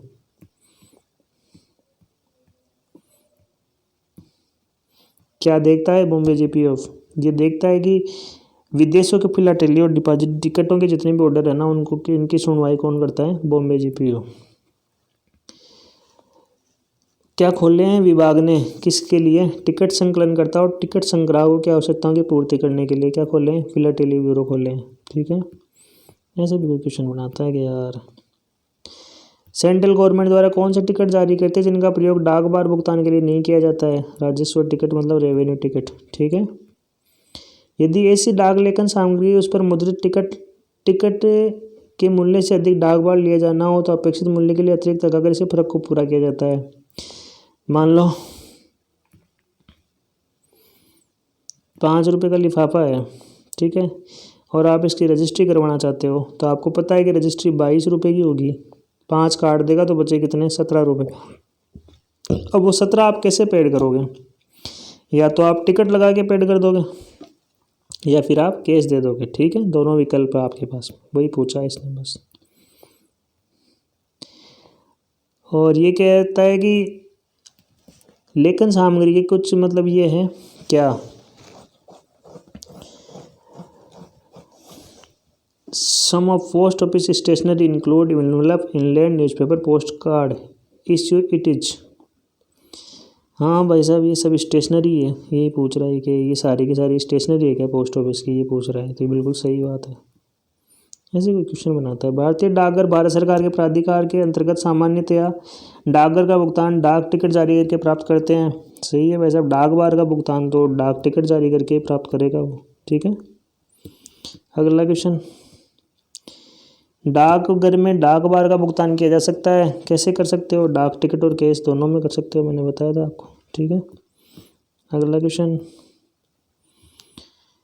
डाक टिकट और लेखन सामग्री कौन से क्लोज में दी गई है? तो क्लोज नंबर 10 बताता है कि टिकट और लेखन सामग्री मतलब स्टेशनरी के बारे में पीयू गाइड पार्ट 1 का क्लोज नंबर 10 बताता है। ऐसे डाक टिकट जिनका पूरा डाकबार भुगतान नहीं किया गया, इसे डाक के साथ कैसा व्यवहार किया जाएगा? कैसा व्यवहार किया जाएगा? इनसुफिशिएंटली पेड है ना, तो डबल ले लोगे क्या आप? यही कहा जाएगा, बस सही बात है ये कि गैर रजिस्ट्री डाक की अपेक्षा डाक में भेजने पर अधिक सुरक्षा नहीं बरतोगे, पहली बात तो ये। और डाक टिकट डाक को क्या करोगे? डिटेंशन हिरासत में ले लोगे, फिर उस पर कार्रवाई करोगे। डाकघर की पूर्व अदायगी की वांछनीयता के संबंध में सही विकल्प का चुनो। ऐसे डाक को जल्द से जल्द भेजने का प्रयास किया जाएगा। आपने प्री पेमेंट कर दिया है तो आपकी डाक जल्दी जाएगी, रोका तो नहीं जाएगा बस उसको, ठीक है। डाक बार की पूर्व अदायगी की वांछनीयता कौन से क्लोज में दी गई है? तो क्लोज नंबर वही होगा, कौन सा? 9, प्री पेमेंट ऑफ पोस्टेज की मैंडेटरी है ना। कुल छुट्टियां कितनी है पोस्ट ऑफिस की? 17 है। ये बावड़ा आदमी गलत लिख रखा है, 14 तो हर सर्किल में होती है और 3 वेरी करती है, ठीक है। अगला question, circle to circle 3 vary करती है और जबकि आंसर में इसने 5 बता रखा है, बताओ कौन सी निंदा में सो रही है? 3 ही वेरी करती है दोस्तों, ठीक है, ये याद रखना है आपको। आगे कहता है कि डाकघर की कुल छुट्टियां कितनी है? तो भाई साहब 14 नहीं है, 17 है। बट गंदा आदमी। पोस्टल अवकाश कौन सी नहीं है? तो रक्षाबंधन के सब डाक बांटते हैं राखी के दिन, ये रक्षाबंधन आपकी क्या नहीं है, पोस्टल ऑलरेडी नहीं है। संयुक्त डाक तारघरों की तार शाखा में उस समय में जब भी जन साधारण के लिए खुले रहते हैं बेचे जाते हैं, क्या बेचे जाते हैं? डाक टिकट, पोस्ट कार्ड और अंतर्देशीय पत्र कार्ड और लिफाफे। ये कह रहा है कि आपका जब भी पोस्ट ऑफिस खुलेगा तभी ये चीज़ें तो ऑल टाइम बिकनी चाहिए, ठीक है। उसके अलावा आपको काम करना हो तो ठीक है, नहीं तो ये तो बेचना ही पड़ेगा पूरे ऑल टाइम। रविवार को निर्धारित घंटों के दौरान साधारणतः सभी रेल डाक सेवा कार्यालय और निम्न कार्यों में से कौन सा कार्य नहीं करते हैं? कौन सा कार्य नहीं करते हैं? डाक वितरण का काम नहीं करते हैं, बाकी सारे काम हो जाते हैं। कहाँ पे? रेलवे डाक सेवा में। RMS की बात कर रहा है। कौन कौन से काम होते हैं संडे के दिन? लेखन सामग्री, टिकटों का वितरण, डाक प्रमाण पत्र जारी करना और विलम्ब शुल्क के साथ रजिस्ट्री बच्चों में बुक करना। आपकी अगला क्वेश्चन है, रजिस्टर्ड समाचार पत्रों और रजिस्टर्ड अखबार पैकेटों को बिना विलम्ब के स्वीकार कर लिया जाता है। कहाँ कहाँ स्वीकार किया जाता है ये बताना आपको। तो नाइट पोस्ट ऑफिस में, रेल डाक सेवा में और प्रेस छटाई डाकघरों में, ठीक है। इनमें क्या होता है? बिना कोई विलम्ब शुल्क के इनको स्वीकार कर लेता है। किस तरह के आर्टिकल डाकघरों के लेटर बॉक्स या गाड़ी के लेटर बॉक्सों में नहीं डालना चाहिए? तो कौन सा नहीं डालना चाहिए? फ्रैंक लेखों को नहीं डालना चाहिए। पोस्ट कार्ड, इंडियन लेटर और अपंजीकृत आर्टिकल आप उसमें डाल सकते हो। रविवार और डाकघर छुट्टियों को दी जाने वाले काम में से कौन सा वाक्य सत्य है? ये बताना है आपको। ये तो क्या है, ये कोई क्वेश्चन हुआ क्या यार? ये पूछ रहा है कि संडे और हॉलीडे के दिन कौन सा पोस्ट ऑफिस खुलता है? तो रात्रिकालीन डाकघर खुलता है, ये बताना है बस आपको। सभी प्रमुख डाकघरों में सामान्यतः अनुसूची के घंटों के बाद विलम्ब शुल्क की अदायगी और समिति क्रिया पत्र डालने और रजिस्ट्री बुक करने की सुविधाएं प्रदान की गई है। बिल्कुल गलत है। एक बार कोई चीज़ गलत हो गई तो सभी प्रमुख डाकघरों में कहाँ से होगी? बंद हो गया तो बंद हो गया पोस्ट ऑफिस, उसके बाद में आप डालो तो डालो, नहीं डालो तो मत डालो बस। अब कहता है कि अतिरिक्त विभागीय एजेंटों मतलब BPMO की बात कर रहा है। न्यूनतम और अधिकतम टाइम बताना। तो न्यूनतम तो होता है 4 घंटे और अधिकतम कितना होता है? 5 घंटे। अगला क्वेश्चन, मनी ऑर्डर जारी करना, पोस्टल ऑर्डर की बिक्री करना, भुगतान बचत बैंक और डाकघर प्रमाण पत्रों के लेन देन संबंधी कार्य, टेलीफोन बिलों के भुगतान आदि सामान्य दिनों में शनिवार को क्रम से कितने घंटों के लिए किए जाते हैं? तो नॉर्मल दिनों में तो 5 घंटे करोगे आप ये सारे काम, ठीक है, और ऐसे आप 3 घंटे कर दोगे शनिवार वाले दिन, तो 1 बजे बंद कर दोगे। रजिस्ट्री और बीमा वस्तुओं की बुकिंग जिसमें वीपी पार्सल और तार मनी ऑर्डर भी शामिल है, ये सभी कार्य शनिवार के दिन कितने बजे तक एवं कितने घंटों के लिए करने पड़ते हैं ये बताना है। तो 3 बजे तक और 5 घंटों के लिए आपको क्या करना है, तार और वीपी पार्सल क्या करने हैं, बुक करने हैं। अगला क्वेश्चन आपकी स्क्रीन पर, उल्टी गिनती देख लो, 50 पे आ गई है। रजिस्ट्री और बीमा वस्तुओं की बुकिंग जिसमें वीपी पार्सल और तार मनी ऑर्डर भी शामिल है, सप्ताह के सामान्य कार्य दिवस में सिवाय शनिवार ये कितने घंटों तक किए जाते हैं? नॉर्मल वीकडेज की बात कर रहे हैं तो 6 से 7 घंटे सारा काम होता है, ठीक है। डाकघर में पूछताछ, डाक टिकट और लेखन सामग्री की बिक्री और डाक प्रमाण पत्र जारी करना आदि सभी कार्य किए जाते हैं, तो संपूर्ण कार्य घंटों के दौरान किया जाता है, इंक्वायरी और ये सारे काम, ठीक है। अगला क्वेश्चन आपकी स्क्रीन पर है, ये कौन जगह, प्रत्येक डाकघर में सप्ताह के सामान्य कार्य दिवसों में जितने बजे तक काम करने का समय नियत किया गया है उतने बजे जाने पर डाकघर को सभी खिड़कियों पर काम यथावत रोक दिया जाता है। बिल्कुल सही है कि मान लो 10 बजे तक आपका डाक का काम होना है तो 10 बजे तक होना है, 10 बजे बाद अगर कोई बंदा बुकिंग के लिए आ गया तो आपको फिर ये काम छोड़ना पड़ेगा और उसकी बुकिंग करना पड़ेगा, तो ये बिल्कुल राइट आंसर है। मोबाइल पोस्ट ऑफिस कौन सी सुविधा प्रदान करता है दोस्तों? तो कौन सी करता है? स्थल और हवाई डाक टिकटों की बुकिंग करता है एक तो। लेटर मेल की गैर रजिस्ट्री सामग्री भी ले लेता है, टिकट और हवाई सामग्री भी बेच देते हैं, कौन? Mobile post office. मोबाइल का मतलब वैन वाला पोस्ट ऑफिस, ठीक है। मोबाइल पोस्ट ऑफिस के संदर्भ में गलत कदम बताना है अपन को, तो ये रविवार और डाकघर छुट्टियों के दिन खुलते हैं, बिल्कुल नहीं खुलते हैं ये, ठीक है, सिर्फ नाइट पोस्ट ऑफिस खुलते हैं। डाक टिकट और लेखन सामग्री बेचते ही हैं, सर्टिफिकेट और पोस्टिंग जारी करते हैं, हवाई और लेटर पोस्ट भेजने की अनुमति भी देते हैं, ठीक है। 45 नंबर, देर से भी डाक पोस्ट करने की सुविधा होती है किसमें? मोबाइल पोस्टों में, ताकि वो हवाई डाक में डाली जा सके, जिनमें से कौन से आर्टिकल शामिल नहीं है ये बताना आपको। तो मोबाइल पोस्ट ऑफिसों को आपकी वीपी और इंश्योर्ड आर्टिकल बुक करने की सुविधा नहीं है, ये ध्यान रखना है, ये पूछा गया है इसमें, ठीक है। चल डाकघरों में मतलब मोबाइल पोस्ट ऑफिसों में विभिन्न समय और देर से भी डाक पोस्ट करने की सुविधा प्रदान करते हैं, क्यों? ताकि क्या हो, टाइम पर हवाई डाक को डाक में डाला जा सके, ठीक है। मोबाइल पोस्ट ऑफिसों की बात कर रहे हैं। कौन से डाकघर का उद्देश्य ये है कि नगरों के भिन्न भिन्न इलाकों में नियत अनुसूची के अनुसार भिन्न भिन्न समय पर देर से भी डाक पोस्ट करने की सुविधा प्रदान करता है ताकि वह हवाई डाक में डाले जा सके? कौन से डाकघरों का उद्देश्य होता है? वैसा भी मैंने बताया आपको, मोबाइल पोस्ट ऑफिस यही काम करते हैं, ठीक है। रात्रिकालीन डाकघर, नाइट पोस्ट ऑफिस कौन से क्लोज में है भाई साहब? 3 नंबर क्लोज में है, 3 नंबर क्लोज, ये नाइट पोस्ट ऑफिस से संबंधित है, ठीक है। और रविवार तथा राष्ट्रीय छुट्टियों के दिन कौन से कार्य किए जाते हैं? कौन से कार्य किए जाते हैं बताओ? वितरण कार्य कोई से काम नहीं होंगे राष्ट्रीय छुट्टी और रविवार के दिन तो, ठीक है, हटाओ इनको। नाइट पोस्ट ऑफिस की बात करेगा तब बताएंगे अपन तो।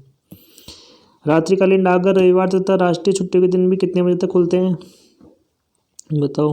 रविवार और राष्ट्रीय छुट्टियों के दिन 10 से 5 तक खुलते हैं, ठीक है। 10 से 17 से ये आंसर हो जाएगा अपना इसका। रविवार तथा राष्ट्रीय छुट्टियों के दिन तथा अन्य डाकघर छुट्टियों के दिन भी कौन से डाकघर सीमित घंटों के लिए खुलते हैं?